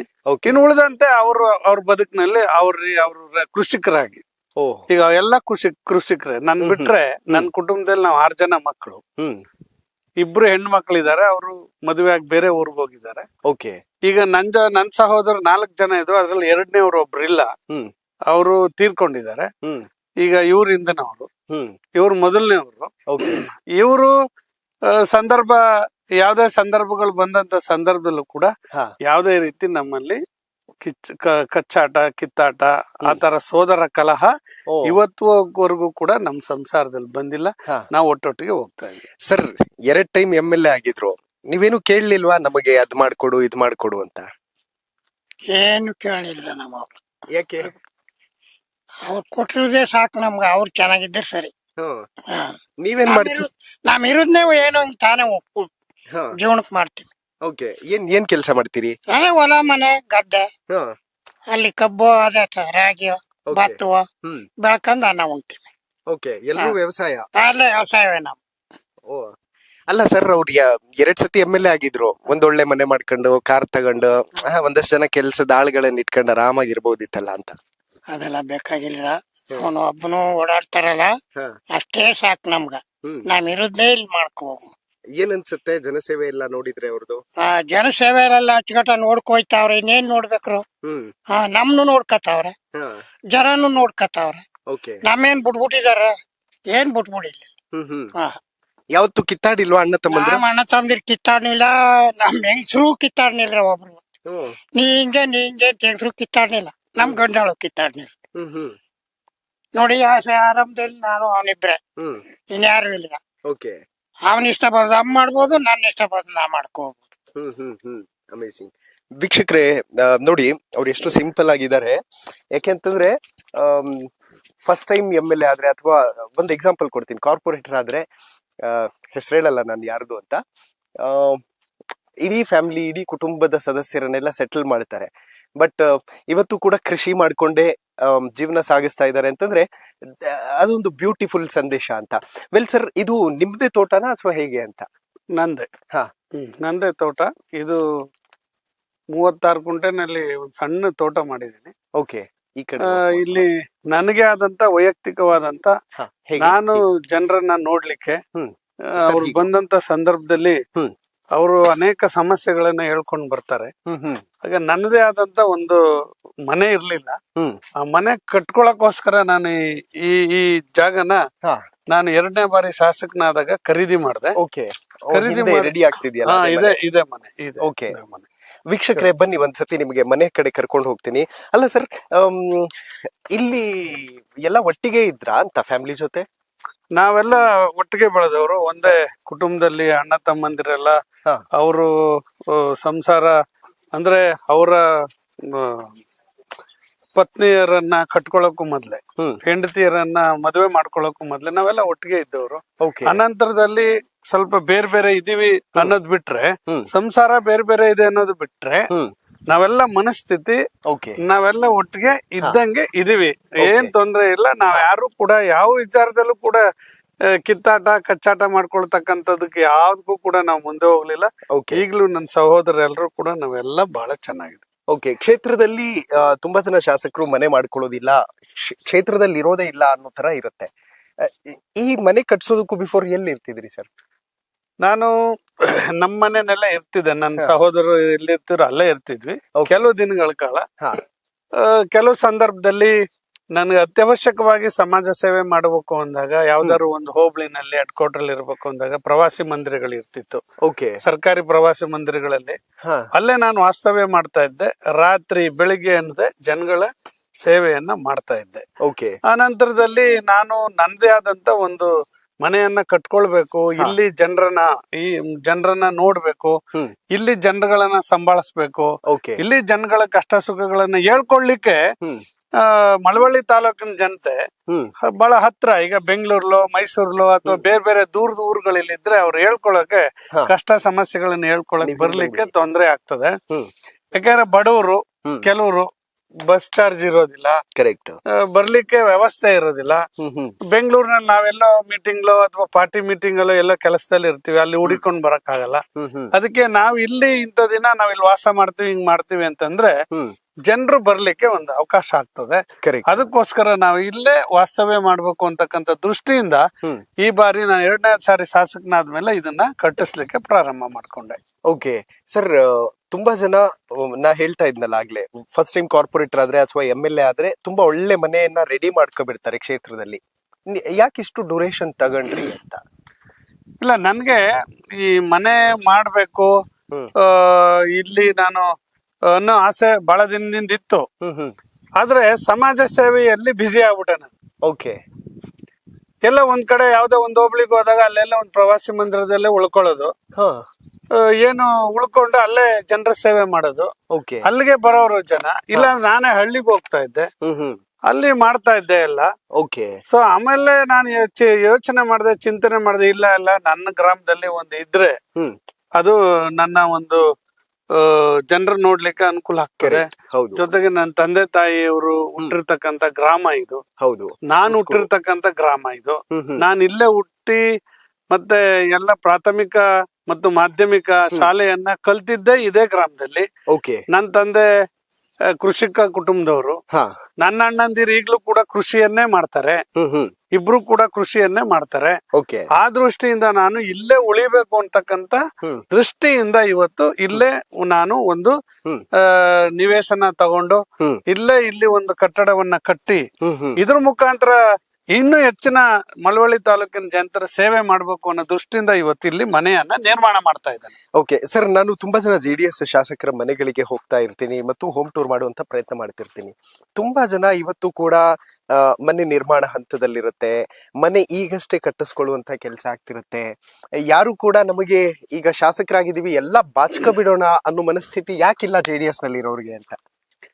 ನಮ್ಗೆ ರಾಜಕಾರಣ ಕಲ್ಸ್ಕೊಟ್ಟಿರೋದು ಸನ್ಮಾನ್ಯ ದೇವೇಗೌಡರು, ಮಾಜಿ ಪ್ರಧಾನಮಂತ್ರಿಗಳು ಮತ್ತು ಈ ದೇಶವನ್ನ ರಾಜ್ಯವನ್ನ ಆಳಿರ್ತಕ್ಕಂತ ದೊಡ್ಡ ಮುತ್ಸದ್ದಿ, ಹಿರಿಯ ಅನುಭವಸ್ಥ ಮತ್ತು ಯಾವುದೇ ಸಣ್ಣ ಪುಟ್ಟ ಅಪಚಾರಗಳಿಲ್ದೆ ಭ್ರಷ್ಟಾಚಾರ ಇಲ್ದೇನೆ ಬದುಕನ್ನ ನಡೆಸ್ತಾ ಇರ್ತಕ್ಕಂತ, ಸ್ವಂತ ಹೆಸರಿನಲ್ಲಿ ಒಂದು ನಿವೇಶನ ಮತ್ತು ಮನೆಯನ್ನು ಕೂಡ ಕಟ್ಕೊಳ್ದೆ ಇರ್ತಕ್ಕಂತ ಒಬ್ಬ ಪ್ರಧಾನ ಮಂತ್ರಿಗಳ ಶಿಷ್ಯರಾಗಿ ನಮ್ಗೆ ಕಲ್ಸ್ಕೊಟ್ಟಿರ್ತಕ್ಕಂಥದ್ದವರು ಸದಾ ನೀನು ಜನಗಳ ಜೊತೆ ಮಿಳಿತರಾಗಿ ಅಲ್ಲಿ ಸೇರ್ಕೊಂಡು ನೀನು ಅವರ ಸಮಾಜ ಸೇವೆಯನ್ನ ಮಾಡ್ಕೊಳ್ಬೇಕೆ ವಿನಃ ನೀನು ಆಸ್ತಿ ಮಾಡ್ಕೊಂಡು ಮನೆ ಕಟ್ಕೊಳ್ಳೋ ದೃಷ್ಟಿ ಮತ್ತೆ ನಿನ್ನ ಕುಟುಂಬವನ್ನ ನಿರ್ವಹಣೆ ಮಾಡ್ಕೊಂಡು ಅವ್ರನ್ನ ಆರ್ಥಿಕವಾಗಿ ಅವರನ್ನೇ ಸದೃಢರಾಗಿ ಅವ್ರ ಮನೆ ಮೊಮ್ಮಕ್ಕಳು ಆ ತಲೆಮಾರಿನವರೆಗೂ ಅವರನ್ನ ನೀನು ಸಲುಬೇಕು ಅನ್ನೋ ದೃಷ್ಟಿಯಿಂದ ಇಲ್ಲದೆ ಸಾಮಾಜಿಕವಾಗಿ ಜನರಿಗೆ ನೀನು ಅವರ ಜೊತೆ ನಿಂತು ಕೆಲಸ ಮಾಡ್ಬೇಕು ಅಂತ ಸನ್ಮಾನ್ಯ ದೇವೇಗೌಡಜಿಯವರು ಮತ್ತು ಕುಮಾರಸ್ವಾಮಿ ಅವರು ನಮ್ಗೆ ಕಲ್ಸ್ಕೊಟ್ಟಿರ್ತಕ್ಕಂಥದ್ದು ಮತ್ತು ನಮ್ಮ ರಾಜಕೀಯ ಗುರುಗಳು. ಆ ದೃಷ್ಟಿಯಿಂದ ನಮ್ಗೆ ಯಾವುದೇ ಆಸೆ ಆಕಾಂಕ್ಷೆಗಳು ಹೆಚ್ಚು ನಮ್ಗೆ ಇಲ್ಲ. ನಾವು ಆಸೆ ಆಕಾಂಕ್ಷೆನ ಪಡೋದು ಇಲ್ಲ, ಅಧಿಕಾರಕ್ಕಾಗೂ ಆಸೆ ಪಟ್ಟಿಲ್ಲ, ಹಣಕ್ಕಾಗೂ ಆಸೆ ಪಟ್ಟಿಲ್ಲ, ಆಸ್ತಿಗಾಗೂ ಆಸೆ ಪಟ್ಟಿಲ್ಲ, ಅಥವಾ ನನ್ನ ಸಹೋದರರ ಹೆಸರಿನಲ್ಲಿ ಅಥವಾ ನನ್ನ ಸಹೋದರಿಯರ ಹೆಸರಿನಲ್ಲಿ ಅಥವಾ ನಮ್ಮ ಮಾವ ತಮ್ಮಂದಿರ ಹೆಸರಿನಲ್ಲಿ ಬಂಧು ಬಳಗದ ಹೆಸರಿನಲ್ಲಿ ಆಸ್ತಿ ಮಾಡ್ಬೇಕು ಅಂತಕ್ಕಂತ ಒಂದು ತೃಷನು ಕೂಡ ನಮ್ಗೆ ಇಲ್ಲ. ಆ ಆಸೆನೂ ಕೂಡ ನಮ್ಗಿಲ್ಲ. Okay. ಅದರಿಂದ ನಾವು ದೇವೇಗೌಡ ಸಾಹೇಬ್ರವರ ಶಿಷ್ಯಂದಿರಾಗಿ ಅವ್ರೇನು ಇವತ್ತು ಈಗಲೂ ಕೂಡ 93 ವಯಸ್ಸಿನಲ್ಲಿ ಪ್ರಧಾನಮಂತ್ರಿಯಾಗಿ ಮುಖ್ಯಮಂತ್ರಿಯಾಗಿ ತನ್ನ ಹೆಸರಿನಲ್ಲಿ ಒಂದು ಮನೆಯನ್ನೂ ನಿರ್ಮಾಣ ಮಾಡ್ಕೊಳ್ದೇ ಇರ್ತಕ್ಕಂತ ಏಕೈಕ ಪ್ರಧಾನಮಂತ್ರಿ ಈ ದೇಶದಲ್ಲಿ ಯಾರಾದ್ರೂ ಇದೆ ಅದು ಸನ್ಮಾನ್ಯ ದೇವೇಗೌಡಾಜಿ ಅವರು. ಅವರನ್ನ ನೋಡಿ ನಾವು ಕಲಿತಾ ಇದ್ದೀವಿ. ಗುಡ್. ಬಟ್ ಸರ್, ನಾ ಕೇಳೋ ಪ್ರಶ್ನೆ ಏನು ಅಂತಂದ್ರೆ, ಅವರು ತತ್ವ ಸಿದ್ಧಾಂತಗಳನ್ನು ಫಾಲೋ ಮಾಡ್ತಾರೆ, ಅವ್ರದ್ದು ಲೈಫ್ ಸ್ಟೈಲ್ ಒಂದ್ ರೀತಿಯಲ್ಲಿರುತ್ತೆ. ಬಟ್ ಅದನ್ನ ಫಾಲೋ ಮಾಡ್ಬೇಕು ಅನ್ನುವಂತಹ, ಆ ಸಿದ್ಧಾಂತಗಳನ್ನ ಫಾಲೋ ಮಾಡ್ಬೇಕು ಅನ್ನುವಂತಹ ಮನಸ್ಥಿತಿಯನ್ನ ಮಾಡ್ಬೇಕು ಅಂತಂದ್ರೆ ಅದೊಂದು ರೀತಿಯಲ್ಲಿ ಏನ್ ಹೇಳ್ತೀವಿ, ಕಠಿಣ ತಪಸ್ಸು ಅಂತ ಹೇಳ್ತಾರೆ. ಅಂದ್ರೆ ಮೆಂಟಲಿ ಪ್ರಿಪೇರ್ಡ್ ಈ ತಪಸ್ಸಿಗೆ ಅಂತ? ಮೆಂಟಲಿ ಪ್ರಿಪೇರ್ಡ್ ಅಂತಲ್ಲ, ಹಾ, ಅವರು ಈ ರಾಜಕಾರಣದ ಒತ್ತಡದಲ್ಲಿ ಸಮಾಜ ಸೇವೆ ಮಾಡಬೇಕು, ಜನರ ಜೊತೆಲಿರ್ಬೇಕು ಅನ್ನೋ ದೃಷ್ಟಿಯಿಂದ ಅವರು ಅದನ್ನೆಲ್ಲವನ್ನು ಮರ್ತೇ ಬಿಟ್ಟಿದ್ದಾರೆ. ಕರೆಕ್ಟ್. ದೇವೇಗೌಡ ಸಾಹೇಬ್ರು ಏನು ತನ್ನ ಸ್ವಂತಕ್ಕೆ ಮಾಡ್ಕೋಬೇಕು ಅಂತಕ್ಕಂತ ಆಸೆ ಆಕಾಂಕ್ಷೆಗಳು ಇರ್ತಿತ್ತೋ ಅದನ್ನೂ ಮರೆತು ಸಮಾಜ ಸೇವೆಯಲ್ಲಿ ಹೆಚ್ಚು ತೊಡಗಿಸ್ಕೊಂಡಿರ್ತಕ್ಕಂಥದ್ದು ದೇವೇಗೌಡಜಿಯವರು. ಆ ಸಮಾಜ ಸೇವೆ ಮತ್ತು ರಾಜಕೀಯ ಒತ್ತಡದಿಂದ ಅವರು ಎಲ್ಲ ಆಸೆ ಆಕಾಂಕ್ಷೆಗಳನ್ನ ಬದಿಗೊತ್ತಿ ಅವರು ಸ್ವಂತ ಮನೆನೂ ಕೂಡ ನಿರ್ಮಾಣ ಮಾಡ್ಕೊಳ್ದೇನೆ ಬದುಕ್ತಾ ಇರ್ತಕ್ಕಂಥ ಏಕೈಕ ನಾಯಕ ಈ ದೇಶದಲ್ಲಿ ಸನ್ಮಾನ್ಯ ದೇವೇಗೌಡಜಿಯವರು ಅಂತಕ್ಕಂಥದ್ದು ಬಹಳ ಸ್ಪಷ್ಟ. ಓಕೆ, ಬಹಳ ಸ್ಪಷ್ಟ, ಅದ್ರಲ್ಲಿ ಎರಡು ಮಾತೇ ಇಲ್ಲ. ಅದರಿಂದ ನಾವು ಅವ್ರನ್ನ ಹಿಂಬಾಲಿಸ್ತಾ ಇದ್ದೀವಿ. ಓಕೆ. ಈ ದೇಶದಲ್ಲಿ ನಾನು ಒಂದು ದಲಿತ ಸಮಾಜದಲ್ಲಿ ಹುಟ್ಟಿರ್ತಕ್ಕ ಕಟ್ಟಕಡೆಯ ಸಮಾಜದಲ್ಲಿ ಕಟ್ಟಕಡೆಯ ವ್ಯಕ್ತಿ ನಾನು. ಕರೆಕ್ಟ್. ಕಟ್ಟಕಡೆಯ ವ್ಯಕ್ತಿ ಇವತ್ತು ಇಲ್ಲಿ ನಿಂತು ಮಾತಾಡ್ತಿದ್ರೆ ಇದಕ್ಕೆ ನಮ್ಮ ಭಾರತದ ಸಂವಿಧಾನ. ಭಾರತದ ಸಂವಿಧಾನವನ್ನ ಬರೆದಿರ್ತಕ್ಕಂಥದ್ದು ಬಾಬಾ ಸಾಹೇಬ್ ಅಂಬೇಡ್ಕರ್ ಅವರು. ಬಾಬಾ ಸಾಹೇಬ್ ಅಂಬೇಡ್ಕರ್ ಅವರು ಯಾವತ್ತೂ ಕೂಡ ಜೇಬಲ್ಲಿ ದುಡ್ಡಿಟ್ಕೊಂಡು, ಹಣ ಇಟ್ಕೊಂಡು, ಆಸ್ತಿ ಇಟ್ಕೊಂಡು ಇವತ್ತು ಈ ದೇಶದಲ್ಲಿ ಬದುಕಿರೋರೆಲ್ಲ ಹೋರಾಟ ಮಾಡದಂತ ವ್ಯಕ್ತಿ ಅಲ್ಲ. ಆದರೆ ಒಂದು ದೊಡ್ಡ ಶಕ್ತಿಯಾಗಿ ಆಲದ ಮರ ರೀತಿಯಲ್ಲಿ ಈ ದೇಶಕ್ಕೆ ಅಸ್ಪೃಶ್ಯರಿಗೆ, ದಮನಿತರಿಗೆ ನೆರಳು ಕೊಟ್ಟಂತವ್ರು ಬಾಬಾ ಸಾಹೇಬ್ ಅಂಬೇಡ್ಕರ್ ಅವರು. ಅದೇ ರೀತಿ ದೇವೇಗೌಡರು ಕೂಡ ಪ್ರಧಾನಮಂತ್ರಿಯಾಗಿ ಈ ದೇಶಕ್ಕೆ ಕೊಟ್ಟಂತ ಅನೇಕ ಯೋಜನೆಗಳು ಈಗೆಲ್ಲವೂ ಕೂಡ ಉದ್ಘಾಟನೆ ಆಗ್ತಿದಾವೆ, ಈಗ ಪ್ರಚಲಿತಕ್ಕೆ ಬರ್ತಾ ಇದೆ. ಅಂತ ಮಹತ್ ಕಾರ್ಯವನ್ನ ಮಾಡದಂತ ದೇವೇಗೌಡಜಿಯವರು ಶಿಷ್ಯಂದಿರಾಗಿ ನಾವು ಕೂಡ ಅದೇ ಹಾದಿಯಲ್ಲಿ ಸಾಗಬೇಕು ಅಂತಕ್ಕಂಥ ಪ್ರಯತ್ನವನ್ನ ನಾವೆಲ್ಲರೂ ಕೂಡ ಮಾಡಿ ಕೆಲಸ ಮಾಡ್ತಾ ಇದೀವಿ. ಅದಕ್ಕಾಗಿ ಹಣಕ್ಕಾಗ್ಲಿ, ಆಸ್ತಿಗಾಗ್ಲಿ, ಅಥವಾ ಇನ್ಯಾವುದೋ ಇದನ್ನ ಮಾಡ್ಲಿಕ್ಕೋಸ್ಕರ, ಸಂಪತ್ತು ಮಾಡ್ಲಿಕ್ಕೋಸ್ಕರ ನಾವ್ ಯಾವತ್ತೂ ಕೂಡ ನಮ್ಮ ಮನಸ್ಸು ಅದನ್ನ ಬಯಸೋದಿಲ್ಲ ಅಂತಕ್ಕಂಥದ್ದನ್ನ ನಾನು ಸ್ಪಷ್ಟವಾಗಿ ಇಲ್ಲಿ ಹೇಳಲಿಕ್ಕೆ ಬಯಸ್ತಾ ಇದ್ದೀನಿ. ಓಕೆ ಸರ್, JDS ನಲ್ಲಿರುವಂತಹ ದೇವದುರ್ಗ ಶಾಸಕಿ ಕರೆಮ್ಮ ನಾಯಕ್ ಆಗಿರ್ಬಹುದು, ಮತ್ತು ದೇವರ ಹಿಪ್ಪರಗಿ ರಾಜುಗೌಡ ಪಾಟೀಲ್ ಆಗಿರಬಹುದು, ಮತ್ತು ನೀವಾಗಿರಬಹುದು, ಎಲ್ಲರೂ ಕೂಡ ಒಂದು ಕೃಷಿ ಹಿನ್ನೆಲೆ ಇರುತ್ತೆ, ಇಲ್ಲ ಅಂತಂದ್ರೆ ಸಮಾಜದ ತುಂಬಾ ಹಿಂದುಳಿದ ವರ್ಗಗಳಿಂದ ಬರುವಂತಹ ವ್ಯಕ್ತಿತ್ವಗಳೇ ಹೆಚ್ಚು. ಹೇಗೆ JDS ಅವರನ್ನೇ ಹೆಕ್ಕಿ ತರುತ್ತಲ್ಲ ಅಂತ? ಅದನ್ನೇ ಹೇಳಿದ್ ನಾನು ಆಗ್ಲೇ. ದೇವೇಗೌಡಜಿಯವರು ಅವರು ಈ ಸಮಾಜಕ್ಕೆ ಕೊಟ್ಟಂತ ಕೊಡುಗೆ ಬಳುವಳಿ ಇದೆಯಲ್ಲ, ಅದನ್ನ ಯಾರು ಕೂಡ ಕೊಡ್ಲಿಕ್ಕೆ ಸಾಧ್ಯ ಇಲ್ಲ, ಮರಿಲಿಕ್ಕೆ ಸಾಧ್ಯ ಇಲ್ಲ. ಕರೆಕ್ಟ್. ಪ್ರತಿ ಒಂದು ಸಣ್ಣ ಸಮಾಜ, ಈಗ ಉದಾಹರಣೆ ಒಂದು ಕೋಳಿ ಸಮಾಜ ಅಂತ, ಗುಲ್ಬರ್ಗ ಆ ಭಾಗದಲ್ಲಿ, ಉತ್ತರ ಕರ್ನಾಟಕ ಭಾಗದಲ್ಲಿ ಕೋಳಿ ಸಮಾಜ ಅಂತ ಇದೆ, ಕಟ್ಟಕಡೆಯ ಸಮಾಜ ಅದು. ಆ ಸಮಾಜಕ್ಕೆ ವಿಧಾನ ಪರಿಷತ್ ಸದಸ್ಯರನ್ನಾಗಿ ಮಾಡಿ ಅವರನ್ನ ತಂದು, ಮತ್ತೆ ಉಪ್ಪಾರ ಸಮಾಜದ ನೀರಾವರಿ ಅಂತ ಹೇಳಿ, ಆ ನೀರಾವರಿ ಅಂತಕ್ಕಂತ ಒಬ್ಬ ಉಪ್ಪಾರ ಸಮಾಜದವ್ರನ್ನ ವಿಧಾನ ಪರಿಷತ್ ಸದಸ್ಯರನ್ನಾಗಿ ಮಾಡಿದಂತ, ಮತ್ತೆ ಮುಸಲ್ಮಾನರ ಅಬ್ದುಲ್ ಅಜೀಂ ಅಂತ ಅವರನ್ನ ವಿಧಾನ ಪರಿಷತ್ ಸದಸ್ಯರನ್ನಾಗಿ ಮಾಡಿದಂತ ಏಕೈಕ ನಾಯಕ ಮತ್ತು ಸಣ್ಣ ಸಮಾಜವನ್ನ ಗುರುತಿಸ್ತಕ್ಕಂತ ಒಬ್ಬ ದೊಡ್ಡ ನಾಯಕನಾಗಿ ಇವತ್ತು ಈ ದೇಶದಲ್ಲಿ ಗುರುತಿಸ್ಕೊಳ್ತಾ ಇದ್ದಾರೆ ಅಂದ್ರೆ ಅದು ದೇವೇಗೌಡಜಿಯವರು ಮತ್ತು ಅವರೇ ಸಾಟಿ ಅಂತಕ್ಕಂಥದ್ದು. ಅದಕ್ಕಾಗಿ ನಾವು ಅವರನ್ನ ಎಲ್ಲಾ ಸಮಾಜದವರು ಕೂಡ ಬಹಳ ಇಷ್ಟಪಡ್ತೀವಿ. ಒಂದು ಜೊತೆಗೆ ಸಮಾಜದಲ್ಲಿ ಇನ್ನೂ ಕಟ್ಟಕಡೆಯ ಸಮಾಜ, ದಲಿತ ಸಮಾಜದಲ್ಲಿ ಅಂತಂದ್ರೆ ಈ ನಮ್ಮ ಎಡಗೈ ಸಮಾಜ ನಮ್ಮಲ್ಲಿ. ಹೌದು. ಆ ಎಡಗೈ ಸಮಾಜದ ಕೆಲಸ ಏನಪ್ಪಾ ಅಂದ್ರೆ ಚರ್ಮ ಕೈಗಾರಿಕೆ ಮಾಡ್ತಕ್ಕಂಥದ್ದು. ಅವರೇ ಕೊನೆಯ ಜನ, ಮತ್ತೆ ಕಸ ಗುಡಿಸ್ತಕ್ಕಂಥವ್ರು ಕೊನೆಯ ಜನ. ಆ ಸಮಾಜಕ್ಕೆ ಇವತ್ತು KPSC ನಲ್ಲಿ ಇವತ್ತು ಅಧ್ಯಕ್ಷ ಸ್ಥಾನವನ್ನ ಚೇರ್ಮನ್ ಸ್ಥಾನವನ್ನ ಕೊಟ್ಟವರು ಸನ್ಮಾನ್ಯ ದೇವರು ಗೋನಾಳ್ ಭೀಮಪ್ಪ ಅವ್ರಿಗೆ ಇವತ್ತು ಅಧ್ಯಕ್ಷ ಸ್ಥಾನವನ್ನ ಕೊಟ್ಟವರು. ಅದ್ರ ಮುಖಾಂತರ ಲಕ್ಷಾಂತರ ಜನ, ಸಾವಿರಾರು ಜನರನ್ನ ಅಧಿಕಾರಿಗಳನ್ನಾಗಿ ಮಾಡದಂತ ಒಂದು ಫ್ಯಾಕ್ಟರಿ, ಅದು ಮಾಡುವಂತ ಫ್ಯಾಕ್ಟರಿ KPSC ಒಂದು ಸಂಸ್ಥೆ. ಆ ಸಂಸ್ಥೆಯ ಅಧ್ಯಕ್ಷಗಿರಿಯನ್ನೇ ನಮ್ಮ ಗೋನಾಳ್ ಭೀಮಪ್ಪ ಅವ್ರಿಗೆ ಕೊಟ್ಟು ಅವರನ್ನ ಮೇಲೆತ್ತಬೇಕು ಅಂತ ಪ್ರಾಮಾಣಿಕವಾದಂತ ಪ್ರಯತ್ನವನ್ನ ಮಾಡದಂತವ್ರು ಸನ್ಮಾನ್ಯ ದೇವೇಗೌಡಜಿ ಅವರು. ಅದಕ್ಕೆ ಅವರು ಸಮಾಜದಲ್ಲಿ ಬಹಳ ಗಟ್ಟಿಯಾಗಿ ನಾಯಕತ್ವ ಮತ್ತು ಅವ್ರ ಎಲ್ಲ ವಿಚಾರಗಳು ಈಗ ನಿಲ್ತಾ ಇದೆ ಅಂತಕ್ಕಂಥದ್ದ ನಾವು ಸ್ಪಷ್ಟವಾಗಿ ಈ ಸಂದರ್ಭದಲ್ಲಿ ಹೇಳಲಿಕ್ಕೆ ಬಯಸ್ತಾ ಇದ್ದೆ. ಸರ್, ಏನೆಲ್ಲ ಬೆಳೆದಿದ್ದೀರಿ ಸರ್ ತೋಟದಲ್ಲಿ? ನಾನು ಸ್ವಲ್ಪ ತೆಂಗು ಹಾಕಿದೀವಿ, ಒಂದ್ 20 ಗಿಡ ತೆಂಗು ಹಾಕಿದೀವಿ, ಒಂದ್ 50 ಗಿಡ 60 ಗಿಡ ಗಂಧ ಹಾಕಿದೀವಿ, ಒಂದು 4-5 ರಕ್ತ ಚಂದನ ಇದೆ. ರಕ್ತ ಚಂದನ ಇದೆ? ಆ ರಕ್ತ ಚಂದನ ಇದೆ, ತೋರಿಸ್ತೀವಿ. ಓಕೆ. ಆಮೇಲೆ ನಮ್ದು ಟೀಕ್ ಮರಗಳಿದ್ದಾವೆ, ಒಂದ್ 50-60 ಸುತ್ತ. ನಾನು ರಕ್ತ ಚಂದನ ನೋಡ್ಬೇಕು ಅಂತ ಅವತ್ತಿಂದ. ಇದು ರಕ್ತ ಚಂದನ ಮರ. ಯಾರು ಕದಿಯಲ್ವಾ ಸರ್ ಇದನ್ನ? ಕದೀತಾರೆ, ಬಟ್ ನಾವು ನೋಡ್ಕೊಳ್ಬೇಕು. ಓಕೆ, ಕದೀತಾರೆ. ಇದೇ ರಕ್ತ ಚಂದನ. ಓ, ನೋಡ್ಬೋದಲ್ಲ ಸರ್? ನೋಡಿ ಇದ್ರಲ್ಲಿ ಫ್ರೆಗ್ರೆನ್ಸ್ ಇರುತ್ತಾ ಸರ್ ಅಂತ? ಈ ಗಂಧದ ಮರಕ್ಕಿಂತನೂ ಕೂಡ ಸುಪೀರಿಯರ್ ಕ್ವಾಲಿಟಿ ಮತ್ತು ಅದು ಮೊದಲನೇ ಸ್ಥಾನದಲ್ಲಿ ಇರ್ತಕ್ಕಂಥದ್ದು. ಎಷ್ಟು ಟೈಮ್ ತಗೊಳುತ್ತೆ ಸರ್ ಇದು ಬೆಳೆಯೋದಕ್ಕೆ? ಅದು ಬೆಳೆಯ ಕನಿಷ್ಠ ಒಂದ್ 20 ವರ್ಷ ಬೇಕಾಗುತ್ತೆ. ಈಗ ಹಾಕಿ 6 ವರ್ಷ ಆಗಿದೆ ನಾವು. ಓಕೆ. ಒಂದು 15-20 ವರ್ಷ ಬೇಕಾಗ್ತದೆ ಅದನ್ನ ಕಟಾವ್ ಬರ್ಬೇಕಾದ್ರೆ. ಓಕೆ. ಇದು ಅಷ್ಟೇ ಗಂಧ. ಗಂಧನೂ ಅಷ್ಟೇ, ಅದು ಒಂದು ಶ್ರೀಗಂಧ. ಓ, ನಾವು ಆಕ್ಚುಲಿ ಪುಸ್ತಕದಲ್ಲಿ ಓದ್ತಾ ಇದ್ವಿ ಸರ್, ಶ್ರೀಗಂಧ, ಹೊನ್ನೆ, ಪೀಟೆ, ತೇಗ ಅಂತ ಮರಗಳು. ಇದೆಲ್ಲ ಶ್ರೀಗಂಧ. ಒಂದಷ್ಟು ನಿಂಬೆ ಗಿಡಗಳು, ಮತ್ತೆ ಅದಕ್ಕಿಂತ ಇರಳಿಕಾಯಿ ಅಂತೇವೆ. ಓಕೆ. ಅದೊಂದ್ 4 ಗಿಡ ಇದೆ, ಒಂದ್ 5 ಗಿಡ ಇದೆ. ಓಕೆ. ಆಮೇಲೆ ಬಟರ್ ಫ್ರೂಟ್ಸ್, ಬಟರ್ ಫ್ರೂಟ್ಸ್ ಇದೆ. ಆಮೇಲೆ ಬೆಟ್ಟದ ನೆಲ್ಲಿಕಾಯಿ ಇದೆ, ಸೀತಾಫಲ, ಮ್ಯಾಂಗೋ ಇದೆ, ಸೀತಾಫಲ್ ಇದೆ. ಆಮೇಲೆ ಇದು ಏನು, ದಾಳಿಂಬೆ ಇದೆ, 1-2 ದಾಳಿಂಬೆ ಇದೆ. ಹಾಗೆ ಎಲ್ಲ 1-2-3 ಗಿಡ ಸೀಬೆ ಇದೆ. ಓಕೆ. ಸೀಬೆ ಗಿಡಗಳಿದೆ. ಮತ್ತೆ ರಾಮ್ಫಲ ಇದೆ, ಇದು ರಾಮ್ಫಲ. ಲಕ್ಷ್ಮಣ್ ಫಲ ಅಂತ 1-2 ಗಿಡ ಇದೆ. ಆಮೇಲೆ ಚಕೋತ ಇದೆ. ಚಕೋತ ನೋಡಿ, ಚಕೋತ ಬಂದಿದೆ. ಇದು ಸೀತಾಫಲ, ತುಂಬಾ ಬಿಟ್ಟಿದೆ ಸೀತಾಫಲ. ಇದೇ ಬಟರ್ ಫ್ರೂಟ್ಸ್. ಓಕೆ. ಇದು ಬಟರ್ ಫ್ರೂಟ್ಸ್, ಇದು ಸೀತಾಫಲ. ಓಕೆ. ಚಕೋತ ಚೆನ್ನಾಗಿ ಬಂದಿದೆ. ಇದು ಚಕೋತ ಹಣ್ಣು, ಇದು ಚಕೋತ ಇದು. ಓಕೆ. ನೀವು ವ್ಯವಸಾಯಕ್ಕೆಲ್ಲ ಟೈಮ್ ಕೊಡ್ತೀರಾ ಸರ್ ಇಲ್ಲಿ?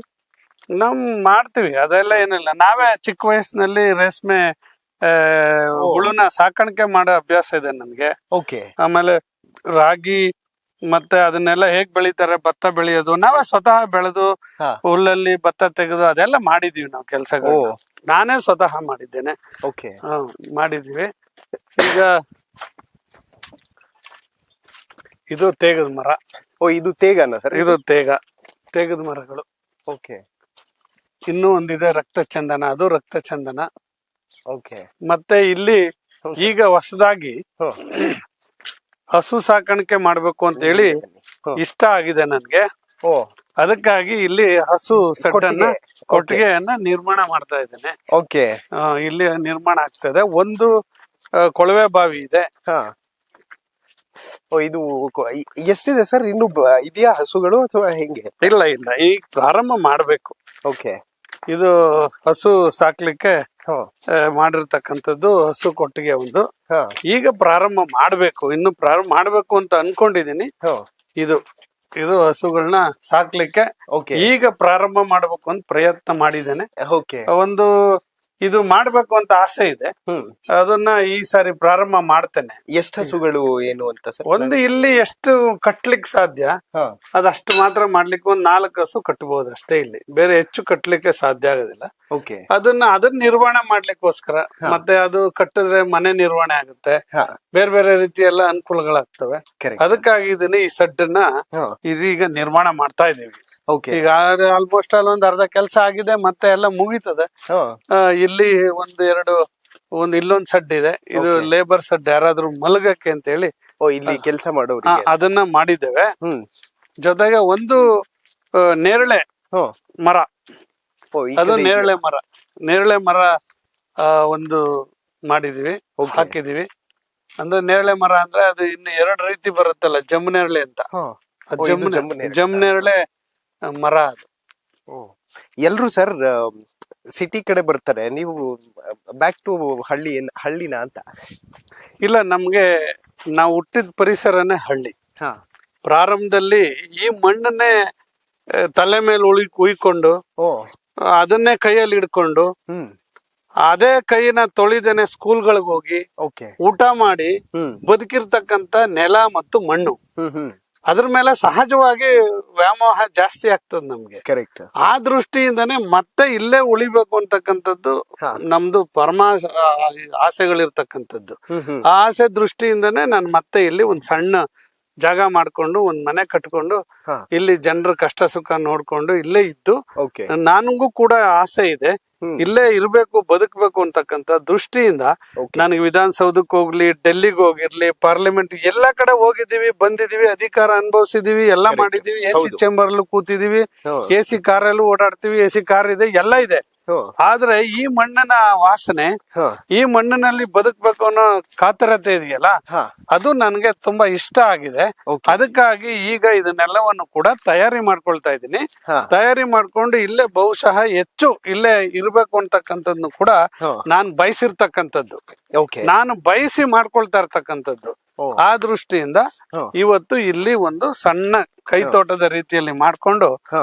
ಇಲ್ಲಿ ಉಳಿಬೇಕು, ಜನರ ಸೇವೆ ಮಾಡ್ಬೇಕು ಅಂತ Okay. ಒಂದು ತೀರ್ಮಾನವನ್ನ ನಾನು ಮಾಡ್ಕೊಂಡಿದ್ದೀನಿ. ಓಕೆ. ಫ್ಯಾಮಿಲಿಯಲ್ಲಿ ಮಕ್ಕಳೆಲ್ಲ ಎಂತ ಮಾಡ್ತಾರೆ ಸರ್? ನನ್ನ ಮಗ ಒಬ್ಬನೇ ಇರೋದು, ಹಾ.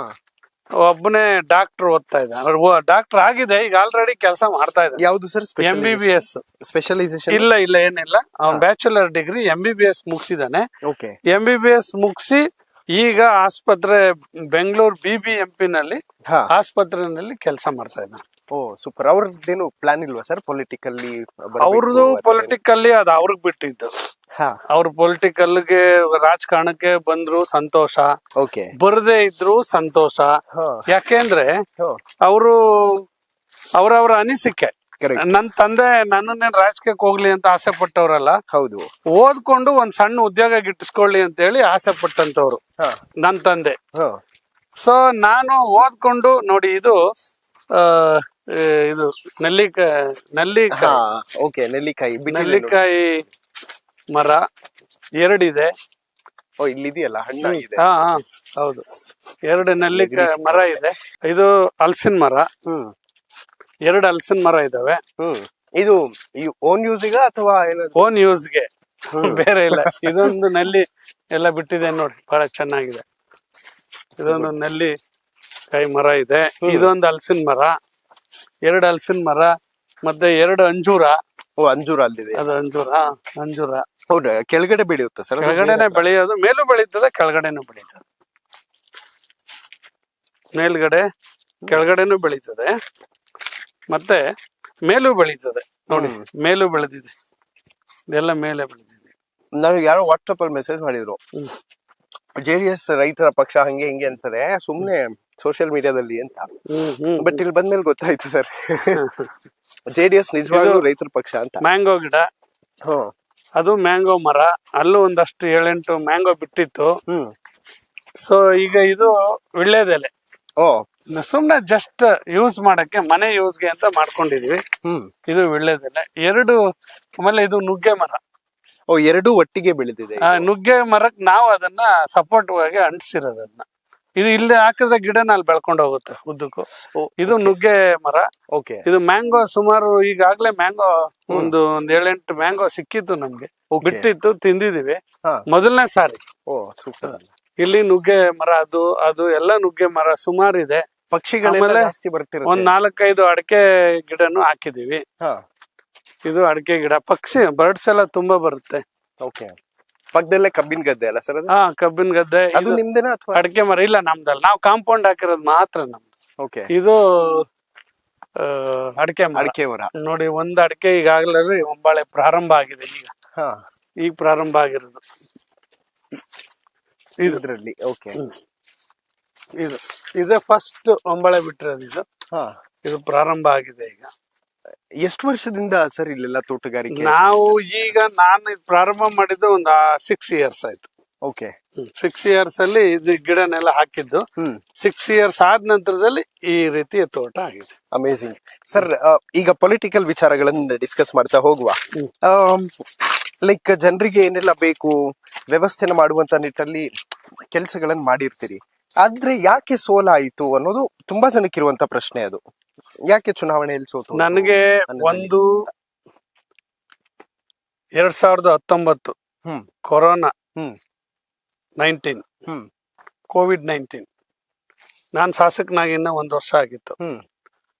ಆಗ COVID-19 ಪ್ರಾರಂಭ ಆಯ್ತು. COVID-19 ಪ್ರಾರಂಭ ಆದ್ಮೇಲೆ ಮೊದಲನೇ ಫೇಸ್, ಸೆಕೆಂಡ್ ಫೇಸ್ ಅಂತ 2 ಸಾರಿ. ಓಕೆ. ಅದು ಬಹುಶಃ 2 ರಿಂದ 2.5 ವರ್ಷಗಳ ಕಾಲ ಸತತವಾಗಿ ಕೋವಿಡ್ ಇಂದಾನೇ ನಿರ್ವಹಣೆ ಮಾಡೋದೇ ಒಂದು ದೊಡ್ಡ ಸವಾಲಾಗಿ ನಮಗೆ ಪರಿಣಮಿಸಿದೆ.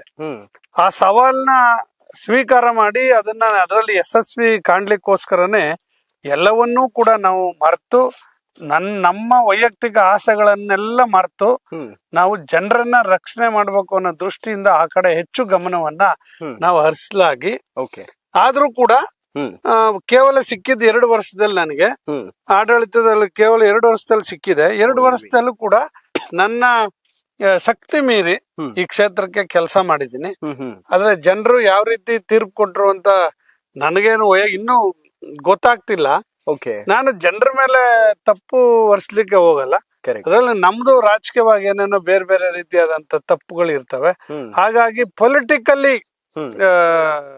ಫಾಲ್ಟ್, ಪೊಲಿಟಿಕಲಿ ತಪ್ಪುಗಳು, ಆ ತಪ್ಪುಗಳಿಂದ ನಾವು ಸೋತಿರ್ಬೋದೇನೋ, ಆದ್ರೆ ಜನರು ಮನಸ್ಸಿನಲ್ಲಿ ನಾವು ಯಾವತ್ತೂ ಕೂಡ ಸೋತಿಲ್ಲ, ಸೋಲೋದು ಇಲ್ಲ ಅಂತಕ್ಕಂಥದ್ನ ನನ್ನ ವೈಯಕ್ತಿಕವಾಗಿ ಸ್ಪಷ್ಟವಾಗಿ ಈ ಕ್ಷೇತ್ರದಲ್ಲಿ ನಾನು 2 ಬಾರಿ ಶಾಸಕನಾಗಿ 4 ಬಾರಿ ಚುನಾವಣೆಯಲ್ಲಿ ಸೋತಿದ್ದೀನಿ. 4 ಬಾರಿ ಚುನಾವಣೆಯಲ್ಲಿ ಸೋತ್ರು ಕೂಡ ನಾನು ಯಾವತ್ತೂ ಬೇಸರ ಮಾಡ್ಕೊಂಡಿಲ್ಲ, ಸೋಲಕ್ಕೂ ಬೇಸರ ಮಾಡ್ಕೊಂಡಿಲ್ಲ, ಗೆದ್ದಾಗ್ಲೂ ಅಹಂಕಾರ ಪಟ್ಟಿಲ್ಲ, ಜನರ ಜೊತೆ ಕೆಲಸ ಮಾಡ್ತಾ ಇದ್ದೀನಿ. ಓಕೆ ಸರ್, ಮ್ಯಾಕ್ಸಿಮಮ್ ಜನಕ್ಕೆ ಎಲ್ಲೋ ಒಂದು ಕಡೆ ಈ ಕೋವಿಡ್ ಒಂಥರ ದೊಡ್ಡ ಹೊಡೆತ ಆಯ್ತು ಅಂತ ಅಲ್ವಾ? ನಮ್ಗೆಲ್ರ ಅದರಲ್ಲೂ ವಿಶೇಷವಾಗಿ ಕುಮಾರಸ್ವಾಮಿ ಅವರು 14 ತಿಂಗಳಿಗೆ ಮುಖ್ಯಮಂತ್ರಿ ಸ್ಥಾನಕ್ಕೆ ರಾಜೀನಾಮೆ ಕೊಟ್ಮೇಲೆ, ತದನಂತರದಲ್ಲಿ ಬಿಜೆಪಿ ಸರ್ಕಾರ ರಚನೆ ಆದ್ಮೇಲೆ ನಾವು ವಿರೋಧ ಪಕ್ಷದಲ್ಲಿ ಉಳ್ಕೊಂಡ್ವಿ. ವಿರೋಧ ಪಕ್ಷದಲ್ಲಿ ಉಳ್ಕೊಂಡ್ರೆ ಈಗ ರೂಲಿಂಗ್ ಪಾರ್ಟಿ ಅವ್ರಿಗೆ ಎಷ್ಟೋ ಸಾರಿ ಕೆಲವು ಅನುದಾನಗಳನ್ನಾಗ್ಲಿ ಅಥವಾ ಬೇರೆ ಬೇರೆ ಅವ್ರನ್ನ ತೃಪ್ತಿ ಪಡಿಸಕ್ ಆಗದೆ ಇರುವಂತ ಸಂದರ್ಭದಲ್ಲಿ ವಿರೋಧ ಪಕ್ಷದವ್ರಿಗೆ ಹೆಂಗ್ ತೃಪ್ತಿ ಪಡಿಸ್ತಾರ ಅವರು ಅಂತಕ್ಕಂಥದ್ದು ಒಂದು ದೃಷ್ಟಿ. ನಮ್ಮನ್ನ ಸರಿಯಾದ ರೀತಿಯಲ್ಲಿ ಅನುದಾನಗಳನ್ನ ಕೊಡ್ಲಿಲ್ಲ ಅವರು.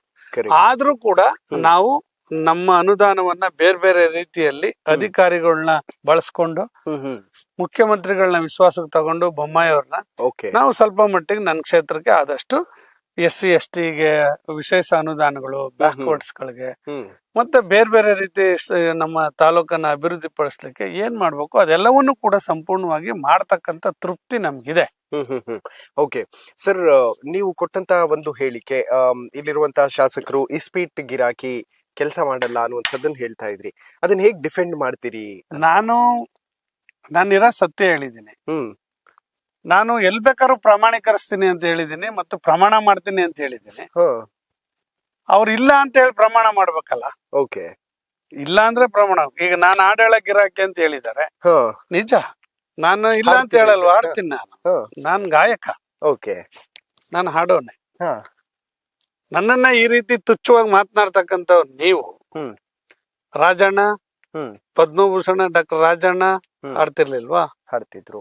SP ಬಾಲಸುಬ್ರಹ್ಮಣ್ಯಂ 40,000 ಹಾಡುಗಳನ್ನ ಹಾಡಿಲ್ವಾ? ಹಾಡಿದ್ರು. ಜಾನ್ಕಮ್ನವ್ರು ಹಾಡ್ಲಿಲ್ವಾ? ಪಾನಂದೂರ್ ಕೆಂಪಯ್ಯರ್ ಹಾಡ್ಲಿಲ್ವಾ? ಈ C ಅಶ್ವಥ್ ಅವ್ರು ಹಾಡ್ತಿರ್ಲಿಲ್ವಾ? ಹಂಗಾದ್ರೆ ಅವ್ರನ್ನೆಲ್ಲ ನೀವು ಹಾಡೇಳ ಗಿರಾಕಿ ಅಂತ ಕರಿತೀರಾ? ಹಂಗಾರೆ ಅವ್ರನ್ನೆಲ್ಲ ಅವ್ರು ದೊಡ್ಡದಾಗ ಆಡ್ತಿದ್ರು, ಅವ್ರು ಪ್ರೊಫೆಷನಲಿ ಆಡ್ತಿದ್ರು. ನಂದಿಲ್ಲ, ಅದು ನಾ ರಾಜಕಾರಣಿ.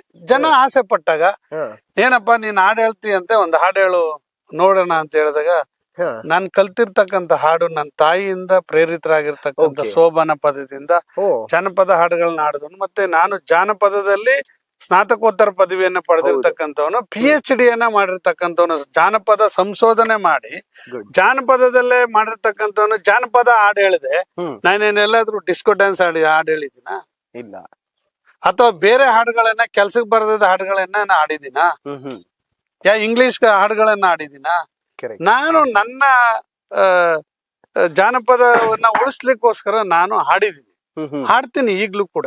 ಓಕೆ. ನಾನು ಹಾಡಿನ ಗಿರಾಕಿ ಅಂತ ನೀವು ಸಂಬೋಧಿಸ್ಬೇಕಾದ್ರೆ, ಕೇವಲ ಮಾತನಾಡ್ಬೇಕಾದ್ರೆ, ನಿಮ್ಗೆ ಜಾನಪದದ ಬಗ್ಗೆ ಏನ್ ಆಸಕ್ತಿ ಇದೆ, ಅದ್ರ ಬಗ್ಗೆ ಏನ್ ತಿಳ್ಕೊಂಡಿದಿರಿ ಅಂತ ಹೇಳಿ ನಾನು ಈಗ್ಲೂ ಕೂಡ ಶಾಸಕರನ್ನ ಪ್ರಶ್ನೆ ಮಾಡ್ತಾ ಇದ್ದೀನಿ. ಜಾನಪದ ಅಂದ್ರೆ ಏನು, ಜನಪದ ಅಂದ್ರೆ ಏನು, ಜಾನಪದ ಅಂದ್ರೆ ಏನು? ಎರಡು ವ್ಯತ್ಯಾಸಕ್ಕೆ ನೀವ್ ಹೇಳ್ಬಿಟ್ರೆ, ನೀವು ಎರಡು ವ್ಯತ್ಯಾಸ ಎಂದು, ಒಂದು ಜಾಕಳ್ಳಿ ಜಾನಪದ, ಒಂದು ಜನಪದ, ಇವೆರಡಕ್ಕೆ ನೀವು ಅರ್ಥ ಹೇಳಿ ಅವರು. ಯಾಕಂದ್ರೆ ಈಗ ಹೇಳ್ತಾ ಇದ್ದೀನಿ, ಕ್ವಶನ್ ಮಾಡ್ತಾ ಇದೀನಿ, ಕೇಳ್ಕೊಂಡು ಯಾರನ್ನ ಹೇಳೋದಲ್ಲ. ಕರೆಕ್ಟ್. ಈಗ ನಾನ್ ಪ್ರಶ್ನೆ ಮಾಡ್ತಾ ಇದೀನಿ, ಯಾರನ್ನ ಕೇಳ್ಕೊಂಡು ಹೇಳೋದ್ ಬೇರೆ ವಿಚಾರ. ಈಗ ಹೇಳ್ಬೇಕು ನೀವು ಏನ್ ಅರ್ಥ ಅಂತ. ಜನಪದ ಅಂದ್ರೆ ಅಷ್ಟು ಸುಲಭ ಅಲ್ಲ, ಎಲ್ಲರಿಗೂ ಬರೋದಿಲ್ಲ. ಓಕೆ. ಜನಪದ ಅಂದ್ರೆ ಜನರು, ಜಾನಪದ ಅಂದ್ರೆ ಹಾಡುಗಳು ಮತ್ತೆ ಸಾಹಿತ್ಯ, ಇವೆಲ್ಲ ಬರ್ತಕ್ಕಂಥದ್ದು. ಇವೆಲ್ಲ ಜಾನಪದ ಅಂತಕ್ಕಂತ ಈ ವ್ಯತ್ಯಾಸಗಳನ್ನ ನೀವ್ ಹೇಳ್ಬೇಕು ಗೊತ್ತಿದ್ರೆ. ಆಮೇಲೆ ನೀವು ನಿಮ್ಮ ಕುಟುಂಬ, ನಿಮ್ಮ ಮನೆಯವರು ಎಲ್ಲ ಹಬ್ಬ ಮಾಡ್ತಿರ್ಲಿಲ್ವಾ, ಉತ್ಸವ ಮಾಡ್ತಿರ್ಲಿಲ್ವಾ, ಕೊಂಡ ಮಾಡ್ತಿರ್ಲಿಲ್ವಾ, ಜಾತ್ರೆ ಮಾಡ್ತಿರ್ಲಿಲ್ವಾ, ಕುಣಿತ ಮಾಡ್ತಿರ್ಲಿಲ್ವಾ ನೀವು? ನೀವು ಈಗ ಶಾಸಕರಾಗಿದ್ದೀರಿ, ಸರಿ. ನಿಮ್ ಮನೆಯಲ್ಲಿ ಯಾವ್ದು, ನೀವು ಗ್ರಾಮೀಣ ಪ್ರದೇಶದಲ್ಲಿ ನಿಮ್ ಊರಿನಲ್ಲಿ ಯಾವ್ದೇ ಜಾನಪದ ಉತ್ಸವಗಳನ್ನ, ದೇವ್ರ ಉತ್ಸವ ಮಾಡ್ತಿರ್ಲಿಲ್ಲ, ಅವೆಲ್ಲ ಜಾನಪದಕ್ಕೆ ಸಂಬಂಧಪಟ್ಟಿದ್ದೆ. ಓಕೆ.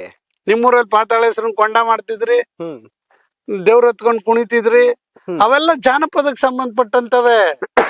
ಕರೆಕ್ಟ್. ನೀವ್ ಅರ್ಥ ಮಾಡ್ದೇನೆ ನೀವು ಹಾಡೇಳ ಗಿರಾಕಿ. ನಾನ್ ಯಾವ ಹಾಡು ಹೇಳಿದೀನಿ? ನಾನ್ ಯಾವ್ದಾದ್ರು ಬೇರೆ ಸಿನಿಮಾಗಳು ಹಾಡೋ, ಬೇರೆ ತರ ಹಾಡುಗಳನ್ನ ಹಾಡಿ, ಸಿನಿಮಾಗಳು ಹಾಡುಗಳು ಕೂಡ ಈಗ ಅವೇನ್ ತಪ್ಪಲ್ಲ. ಈಗ ರಾಜ್ಕುಮಾರ್, ರಾಜಣ್ಣ ಅವರ ಸಿನಿಮಾಗಳಲ್ಲಿ, ವಿಷ್ಣುವರ್ಧನ್ ಸಿನಿಮಾಗಳಲ್ಲಿ, ಅಂಬರೀಷ್ ಸಿನಿಮಾಗಳಲ್ಲಿ, ಅಥವಾ ಬೇರೆ ಬೇರೆ ಶಿವಣ್ಣ ಅವರ ಸಿನಿಮಾಗಳಲ್ಲಿ, ಅಥವಾ ಇನ್ನು ಬೇರೆ ಬೇರೆ ರೀತಿ ಸಿನಿಮಾಗಳಲ್ಲಿ ಬೇರೆ ಬೇರೆ ರೀತಿಯ ಹಾಡುಗಳನ್ನ ಹಾಡ್ತಾರೆ. ಅವೆಲ್ಲ ತಪ್ಪು ಅಂತ ಹೇಳ. ನಾನು ಜಾನಪದ ವಿದ್ಯಾರ್ಥಿಯಾಗಿ ಜಾನಪದ ಹಾಡನ್ನ ಹಾಡೋವಾಗ ನೀನ್ ಹಾಡೇಳ ಗಿರಾಕಿ ಅಂದ್ರೆ, ನೀನ್ ಹಾಡು ಹೇಳಕ್ಕೂ ಬರಲ್ಲ, ಹೋಗ್ಲಿ ಸಮಾಜ ಸೇವೆ ಏನು ಅಂತಲೂ ಗೊತ್ತಿಲ್ಲ. ನೀವೊಬ್ಬ ರಾಜಕೀಯವನ್ನ ವ್ಯಾಪಾರಕ್ಕಾಗಿ ಇಟ್ಕೊಂಡಿರ್ತಕ್ಕಂಥ ಮನುಷ್ಯ, ರಾಜಕೀಯವನ್ನ ಕಾಲ ಕಳಿಯಕ್ಕೆ, ಶೋಕಿ ಮಾಡಕ್ಕೆ, ಜನನ ಬೆದರ್ಸಕ್ ಇಟ್ಕೊಂಡಿರ್ತಕ್ಕಂಥದ್ದು ಅಧಿಕಾರವನ್ನ. ಈಗೇನು ಮಳವಳ್ಳಿ ತಾಲೂಕಲ್ಲಿ ಏನ್ ಕಾನೂನು ನಡೀತಾ ಇದೆ, ಅವ್ರು ಏನ್ ಆದೇಶ ಮಾಡ್ತಾರೆ, ಕಾನೂನು ಒಂದ್ ಕಡೆ ಬಿಸಾಕ್ತಾರೆ, ಅಂಬೇಡ್ಕರ್ ಸಂವಿಧಾನ ಒಂದ್ ಕಡೆ ಬಿಸಾಕ್ತಾರೆ, ಇವ್ರದ್ದೇನೆ ಕಾನೂನ ಅದನ್ನೇ ಪಾಲನೆ ಮಾಡ್ಬೇಕು. ಪೊಲೀಸು, ಈ ಮಳವಳ್ಳಿ ತಾಲೂಕಿನ ಪೊಲೀಸು ಕಾನೂನನ್ನ ಅವ್ರ ಮನೇಲಿ ತಗೊಂಡೋಗಿ ಇಟ್ಬಿಟ್ಟವ್ರೆ. ಯಾವ ಪ್ರಕರಣ? ಬರೀ ಮುಂದೆ ಹಿಂದೆ ಅವ್ರಿಗೆ ಎಸ್ಕಾಟ್ ಕೊಟ್ಕೊಂಡು ಕಾಲ ಕಳೀತಿದಾರೆ ಪೊಲೀಸ್ನವ್ರು. ಅಷ್ಟು ಬಿಟ್ರೆ ಇನ್ನೇನು ಕೂಡ ಈ ತಾಲೂಕಿನಲ್ಲಿ ಪೊಲೀಸಿನ ವ್ಯವಸ್ಥೆ ಕೆಲಸ ನಡೀತಾ ಇಲ್ಲ. ಅದು ಒಂದು. ಇನ್ನೊಂದು, ನಾನು ಇಸ್ಪಿಟಿನ ಗಿರಾಕಿ ಅಂತ ಯಾಕೆ ಹೇಳಿದ್ದೀನಿ ಅಂತಂದ್ರೆ, ಆತ ಯಾವತ್ತಿಂದ ಇಸ್ಪಿಟ್ ಆಡ್ತಾ ಇದ್ದಾನೆ, ಎಲ್ಲಿ ಇಸ್ಪಿಟ್ ಆಡ್ತಿದ್ದ, ಯಾವ MLA ಆಗಕ್ ಮೊದ್ಲೇ ಎಲ್ಲಿ ಇಸ್ಪಿಟ್ ಆಡ್ತಿದ್ದ, MLA ಆದ್ಮೇಲೆ ಎಲ್ಲಿ ಇಸ್ಪಿಟ್ ಆಡ್ತಿದ್ದ, ಎಲ್ಲಿ ಆಡ್ತಾರೆ ಈಗ್ಲೂ ಅನ್ನೋದು ನನಗ್ ಗೊತ್ತು. ಅದಕ್ಕೆ ನಾನು ನೀನ್ ಇಸ್ಪಿಟ್ ಆಡ್ತಿದ್ಯಪ್ಪ ಗಿರಾಕಿ, ನೀನು ಗಿರಾಕಿನೇ. ನನ್ನನ್ನ ನಿನಗಿಂತ ಮೊದ್ಲೇ MLA ಆಗಿರೋನ್ನ ಹಾಡೇಳ ಗಿರಾಕಿ ಅಂತ ಕರೆದ್ರೆ, ನಿನ್ನನ್ನ ನಾನೇನಂತ ಕರಿಬೇಕು? ಇದ್ರಲ್ಲಿ ಕಾಲ ಕಳೆದು ರಾಜಕೀಯವಾಗಿ ನೀನು ಅದನ್ನ ಉಪಯೋಗಿಸ್ಕೊಂಡು ಇಸ್ಪಿಟ್ ಆಡ್ಕೊಂಡು ಎಲ್ಲ ಒಂದ್ ಕಡೆ ಕಾಲ ಕಳೀತಿದ್ರೆ, ನೀನ್ ಕೊರೋನಾದಲ್ಲಿ 1 ದಿನ 2 ದಿನ ಮಳವಳ್ಳಿಗೆ ಬಂದಿರ್ಬೋದು. 2 ವರ್ಷದ ಕೊರೋನಾದಲ್ಲಿ ಅಂತ ಕ್ಲಿಷ್ಟವಾದಂತ ಪರಿಸ್ಥಿತಿನಲ್ಲೂ ಕೂಡ ಏನ್ ಮಾಡ್ತಿದ್ದೆ ಆ ಟೈಮಲ್ಲಿ? ನೀನು ಎಷ್ಟು ದಿನ ಮಳವಳ್ಳಿಗೆ ಬಂದಿದ್ಯಾ ಹೇಳ? ಕೊರೋನಾ ಬಂದ್ ಟೈಮಲ್ಲಿ ಮೊದಲನೇ ಬಾರಿಗೆ ಎಷ್ಟು ದಿನ ಮಳವಳ್ಳಿಗೆ ಬಂದಿದ್ಯಾ? 6 ತಿಂಗಳು ಮಳವಳ್ಳಿ ಕಡೆ ತಲೆ ಹಾಕಿ ನೋಡ್ಲಿಲ್ಲ. 6 months ಆದ್ಮೇಲೆ ಒಂದಷ್ಟು ಮಾಸ್ಕ್, ಒಂದಷ್ಟು ಯಾರ ಕಿಟ್ ಕೊಟ್ಟಿದ್ದು, 800 1000 ಕೊಟ್ಟು ಓದ್ಬಿಟ್ರೆ ನಿಮ್ದೇನ್ ಕೆಲಸ ಮಾಡಿದ್ರಿ ನೀವು? ನಾನು 2 ವರ್ಷ ಇಲ್ಲೇ ಇದ್ದೆ. ನಾನು ಪ್ರವಾಸ ಮಂದಿರದಲ್ಲಿ ಸಂಸಾರದ ಹತ್ರ ಹೋಗದೇನೆ, ನಾನು ಅವ್ರನ್ನ ನೋಡ್ದೇನೆ, ಹೆಂಡತಿ ಮಕ್ಕಳು ನೋಡ್ದೆ ಕೆಲಸ ಮಾಡಿದೀನಿ ನಾನು. ಯಾಕಂದ್ರೆ ಅವ್ರಿಗೆ ಭಯ, ನಾವಿಲ್ಲಿ ಜನಗಳ ಮಧ್ಯದಲ್ಲಿ ಇದ್ದೀವಿ ಕೊರೋನಾದಲ್ಲಿ, ಅವ್ರ ಪರಿಸ್ಥಿತಿ ಏನಾಗುತ್ತೆ ಅನ್ನೋ ಭಯದಿಂದ ನಾವು ಇಲ್ಲೇ ಉಳಿದು ಪ್ರವಾಸಿ ಮಂದಿರದಲ್ಲಿ ಏಕಾಂಗಿಯಾಗಿ ನಾನು ಪ್ರತಿನಿತ್ಯ ಜನರೊಟ್ಟಿಗೆ ಕೆಲಸ ಮಾಡಿ ಕೊರೋನಾವನ್ನ ನಿಭಾಯಿಸಿದ್ದೀನಿ. ನೀವೇನ್ ಮಾಡ್ತಿದ್ರಿ? ಎಲ್ಲೆಲ್ಲಿ ಯಾವ ಟೈಮ್ ಎಲ್ಲಿ ಇಸ್ಪೀಟ್ ಆಡ್ತಿದ್ರಿ ದಿನ ಅಂತ ಗೊತ್ತು ನನಗೆ. ಅದಕ್ಕೆ ನಾನು ನೀನ್ ಇಸ್ಪೀಟ್ ಆಡೋ ಗಿರಾಕಿ ಕಣಪ್ಪ ಅಂತ ಹೇಳ್ತೀನಿ. ಓಕೆ, ನೆಕ್ಸ್ಟ್ ಚುನಾವಣೆಗೆ ಏನ್ ಸರ್ ಪ್ಲಾನ್ ಏನಿದೆ?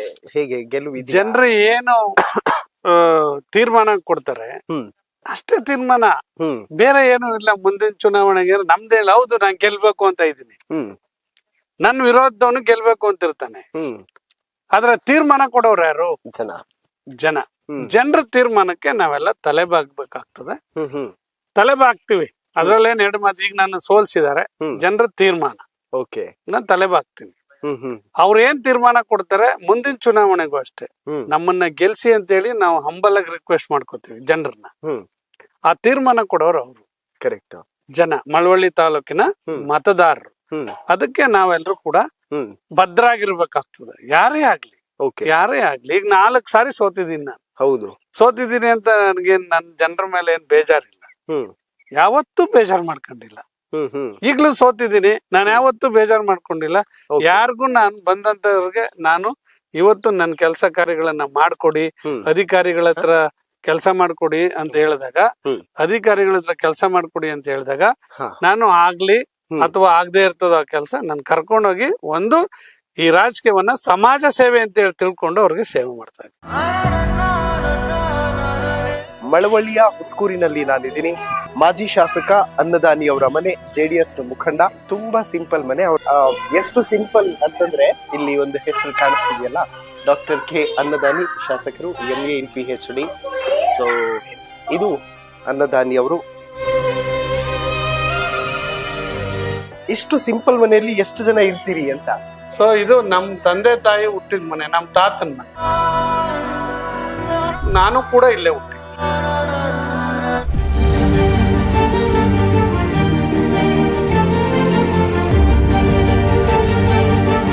ಎಷ್ಟು ಖರ್ಚು ಮಾಡಿದ್ರಿ ಸರ್ ಫಸ್ಟ್ ಎಲೆಕ್ಷನ್ಗೆ? ಫಸ್ಟ್ ಎಲೆಕ್ಷನ್ಗೆ ಒಂದು 10 ಲಕ್ಷ ಸಾಲ ಎಲ್ಲ ಮಾಡ್ಕೊಂಡಿದ್ದ? ಸಾಲ. ಜೊತೆಗೆ ಈ ಗ್ರಾಮದಲ್ಲಿ ನಮ್ ತಂದೆ ಒಂದ್ ರೀತಿ ಯಜಮಾನರ ರೀತಿ ಇದ್ರು. ಅವ್ರನ್ನ ಬಿಟ್ಟು ಯಾರು ಕೂಡ ಈ ಗ್ರಾಮದಲ್ಲಿ ಏನು ಮಾಡ್ತಾ ಇರ್ಲಿಲ್ಲ.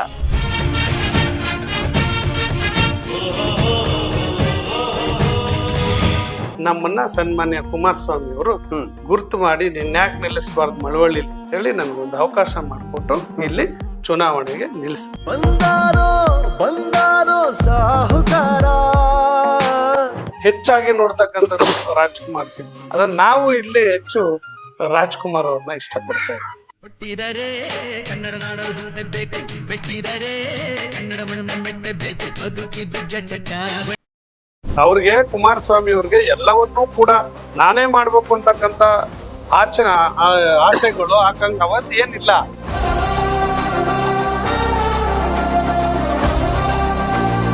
ಪ್ರಥಮವಾಗಿ ಅವರು ಮುಖ್ಯಮಂತ್ರಿ ಆಗ್ಲಿಕ್ಕೆ ಕಾರಣ ಯಾರು ಅಂದ್ರೆ ಶ್ರೀಮಂತ್ ಕುಮಾರಸ್ವಾಮಿ ಅವರು. ಅವತ್ ಕುಮಾರಸ್ವಾಮಿ ಅವ್ರೇನು ಮಂತ್ರಿ ಆಗಿರ್ಲಿಲ್ಲ, ಮುಖ್ಯಮಂತ್ರಿ ಆಗಿರ್ಲಿಲ್ಲ, ನಿಮ್ಮನ್ನೇ ಮಂತ್ರಿ ಮಾಡಿದ್ರು. ಪ್ರಾರಂಭದಲ್ಲಿ ಚೆಲುವರಾಯಸ್ವಾಮಿ ಅವರನ್ನೇ ಮಂತ್ರಿ ಮಾಡಿದ್ರು. ಆಗ ಕುಮಾರಸ್ವಾಮಿ ಅವರು ಏನೂ ಇಲ್ಲ, ಸಾಮಾನ್ಯ ಶಾಸಕ, ರಾಮನಗರದ ಶಾಸಕ. ಆ ಸಂದರ್ಭಕ್ಕಾಗಿ ನಾವು ಕಾಯ್ತಾ ಇರ್ಬೇಕು. ಈಗ ನಿಖಿಲ್ ಕುಮಾರಸ್ವಾಮಿ ಅವರು ಸೋಲೇನಾಗಿದೆ, ಮುಂದಿನ ದಿನಗಳಲ್ಲಿ, ದಿನಮಾನದಲ್ಲಿ ಬಹುಶಃ ಈ ಪಕ್ಷದ ಭವಿಷ್ಯದ ನಾಯಕ.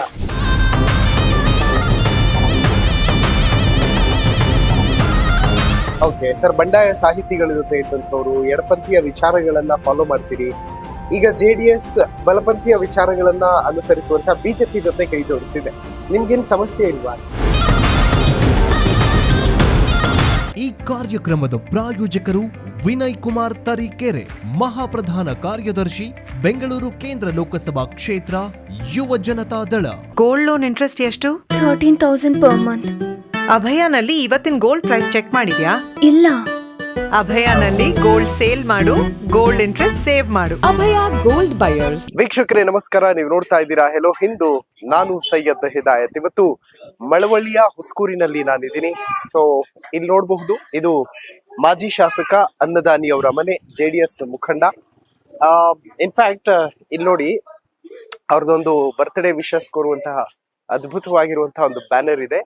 ತುಂಬಾ ಸಿಂಪಲ್ ಮನೆ, ಅವರ ಸಹೋದರನ ಮನೆ. ಈಗ ತೋಟದಲ್ಲಿ ಹೊಸ ಮನೆ ಕೂಡ ಕಟ್ಟಿಸ್ತಾ ಇದ್ದಾರೆ. ಇದು ನೋಡಿ ಎಷ್ಟು ಸಿಂಪಲ್ ಅಂತಂದ್ರೆ ಇಲ್ಲಿ ಒಂದು ಹೆಸರು ಕಾಣಿಸ್ತಿದೆಯಲ್ಲ, ಡಾಕ್ಟರ್ ಕೆ ಅನ್ನದಾನಿ, ಶಾಸಕರು, MA in PhD. ಸೊ ಇದು ಅನ್ನದಾನಿ ಅವರು ಈ ಊರಿಗೆ ಬಂದಾಗ ವಾಸ ಮಾಡುವಂತ ಜಾಗ. ಸೊ ಬನ್ನಿ ಇವತ್ತು ನಮ್ಮ ಅತಿಥಿಯನ್ನ ಮಾತನಾಡಿಸುವಂತ ಒಂದು ಪ್ರಯತ್ನವನ್ನ ಮಾಡ್ತಾ ಹೋಗೋಣ. ಸೊ ಅನ್ನದಾನಿ ಅವರ ಮನೆಗೆ ತಮ್ಮೆಲ್ಲರಿಗೂ ಪ್ರೀತಿಯ ಸ್ವಾಗತ. ಸರ್ ನಮಸ್ಕಾರ, ಹೇಗಿದ್ದೀರಿ ಸರ್? ನಿಮ್ದೇ ಮನೆನಾ ಸರ್ ಇದು? ಅಲ್ಲಿ ಹೊರಗಡೆ ಬೋರ್ಡ್ ನೋಡಿದೆ ಸರ್, ಶಾಸಕರು ಅನ್ನದಾನಿ ಅಂತ. ಇಷ್ಟು ಸಿಂಪಲ್ ಮನೆಯಲ್ಲಿ ಎಷ್ಟು ಜನ ಇರ್ತೀರಿ ಅಂತ? ಇಲ್ಲ, ಇಲ್ಲಿ ನಮ್ ದೊಡ್ಡಣ್ಣ ಇರ್ತಾರೆ. ದೊಡ್ಡಣ್ಣನ ಮಗ ಒಬ್ಬ ಇದ್ದಾನೆ, ಇನ್ನೊಬ್ಬ ಬೆಂಗಳೂರಿನಲ್ಲಿ ವಾಸ ಇದ್ದಾನೆ. ಒಬ್ಬ ಮಾತ್ರ ಅವ್ರ ಕುಟುಂಬ ಇಲ್ಲಿದೆ. ಹೆಣ್ಮಕ್ಳು ನಮ್ಮ ಅಣ್ಣನ್ಗೆ ಒಬ್ರೇ ಇರೋದು. ಅವರು ಹೊರಗಡೆ ಮದ್ವೆ ಆಗಿದ್ದಾರೆ, ಇಲ್ಲೇ ಪಕ್ಕದ ಮನೆಗೆ. ಅವ್ರು ಬೆಂಗಳೂರಿನಲ್ಲಿ ಇದ್ದಾರೆ. ಓಕೆ. ಸೊ ಇದು ನಮ್ ತಂದೆ ತಾಯಿ ಹುಟ್ಟಿದ ಮನೆ, ನಮ್ ತಾತನ ಮನೆ. ನಮ್ ತಾತ ಹುಟ್ಟಿದ ಮನೆ ಇದು. ಓಕೆ. ನಮ್ ತಂದೆ ಹುಟ್ಟು, ನಾನು ಕೂಡ ಇಲ್ಲೇ ಹುಟ್ಟಿದ್ದು. ಇದೇ ಮನೆ? ನಾನು ನಮ್ಮ ಅಣ್ಣಂದಿರೆಲ್ಲ ಇಲ್ಲೇ ಈ ಮನೆಯಲ್ಲೇ ಹುಟ್ಟಿದ್ದು. ಇದು ಸ್ಟಡೀಸ್ ಎಲ್ಲ ಸರ್? ನಾನು 7ನೇ ಕ್ಲಾಸ್ ವರ್ಗು ಇಲ್ಲೇ ಉಸ್ಕೂರ್ನಲ್ಲೇ ಗವರ್ಮೆಂಟ್ ಪ್ರೈಮರಿ ಸ್ಕೂಲ್ ನಲ್ಲೇ, ಮಿಡ್ಲ್ ಸ್ಕೂಲ್ ನಲ್ಲೇ ವಿದ್ಯಾಭ್ಯಾಸ ಮಾಡಿದ್ದು. ಅನಂತರ ಪ್ರೌಢಶಾಲೆಗೆ ಅಂತೇಳಿ ಓದ್ಲಿಕ್ಕೋಸ್ಕರ, ವಿದ್ಯಾರ್ಥಿ ನಿಲಯಕ್ಕೋಸ್ಕರ ಬೆಂಗಳೂರು ಹೋದೆ. ಅನಂತರ PhD ಮಾಡೋವರೆಗೂ ಬೆಂಗಳೂರಿನಲ್ಲೇ ವಿದ್ಯಾಭ್ಯಾಸವನ್ನ ಮಾಡಿದ್ದೆ. ಓಕೆ. ಅದು ನಿಮ್ಮ ತಂದೆಯವ್ರ ಫೋಟೋನ ಸರ್? ಕೆಂಚೆ. ಇದು ನಮ್ಮ ತಂದೆ, ಇದು ನಮ್ಮ ತಾಯಿ. ಓಕೆ. 2000 ಇಸ್ವಿಯಲ್ಲಿ ತಂದೆಯವರು ಅವ್ರು ತೀರ್ಕೊಂಡಿದ್ದು. ಇವರು 2015ರಲ್ಲಿ ಇವ್ರು ತೀರ್ಕೊಂಡಿದ್ದು, ನಮ್ಮ ತಾಯಿ. ಓಕೆ. ಏನ್ ಕನಸಿತ್ತು ಸರ್ ನಿಮ್ಮ ತಂದೆ ತಾಯಿಗೆ ನಿಮ್ಮ ಬಗ್ಗೆ? ಇಲ್ಲ, ನನ್ನ ಬಗ್ಗೆ ಅವನು ಚೆನ್ನಾಗಿ ಓದ್ಬೇಕು, ಒಳ್ಳೆ ಸರ್ಕಾರಿ ಉದ್ಯೋಗಕ್ಕೆ ಸೇರ್ಬೇಕು, ನಮ್ಗೊಂದ್ ಸ್ವಲ್ಪ ಸಣ್ಣ ಪುಟ್ಟ ಹೆಸರು ತಂದು ಕೊಡ್ಬೇಕು ಅನ್ನೋ ಭಾವನೆ ನಮ್ ತಂದೆಗಿತ್ತು.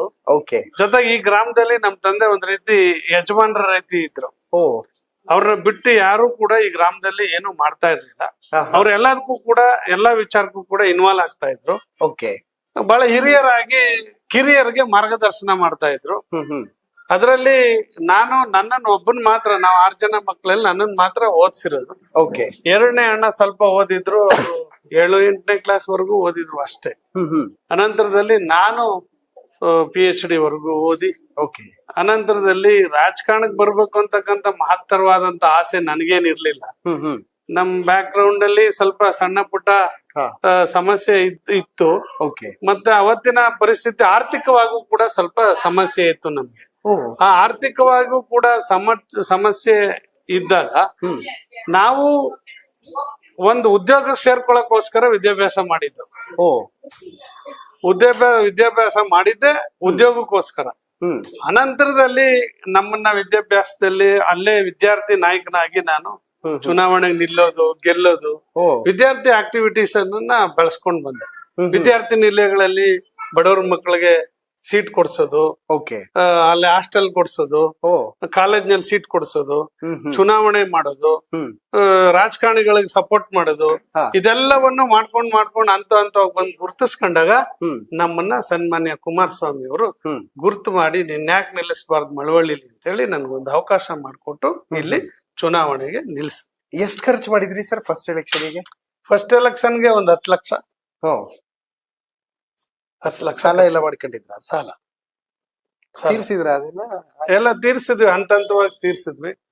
ನಾನು ಒಂದು ಉದ್ಯೋಗ ಮಾಡ್ತಿದ್ದೆ, ನಾನೊಂದು ಬಾರ್ ಅಂಡ್ ರೆಸ್ಟೋರೆಂಟ್ ಲೈಸೆನ್ಸ್ ತಗೊಂಡಿದ್ದೆ, ಅದನ್ನ ಅಡವಿಟ್ಟಿದ್ದೆ ಒಂದ್ 2-3 ಲಕ್ಷಕ್ಕೆ.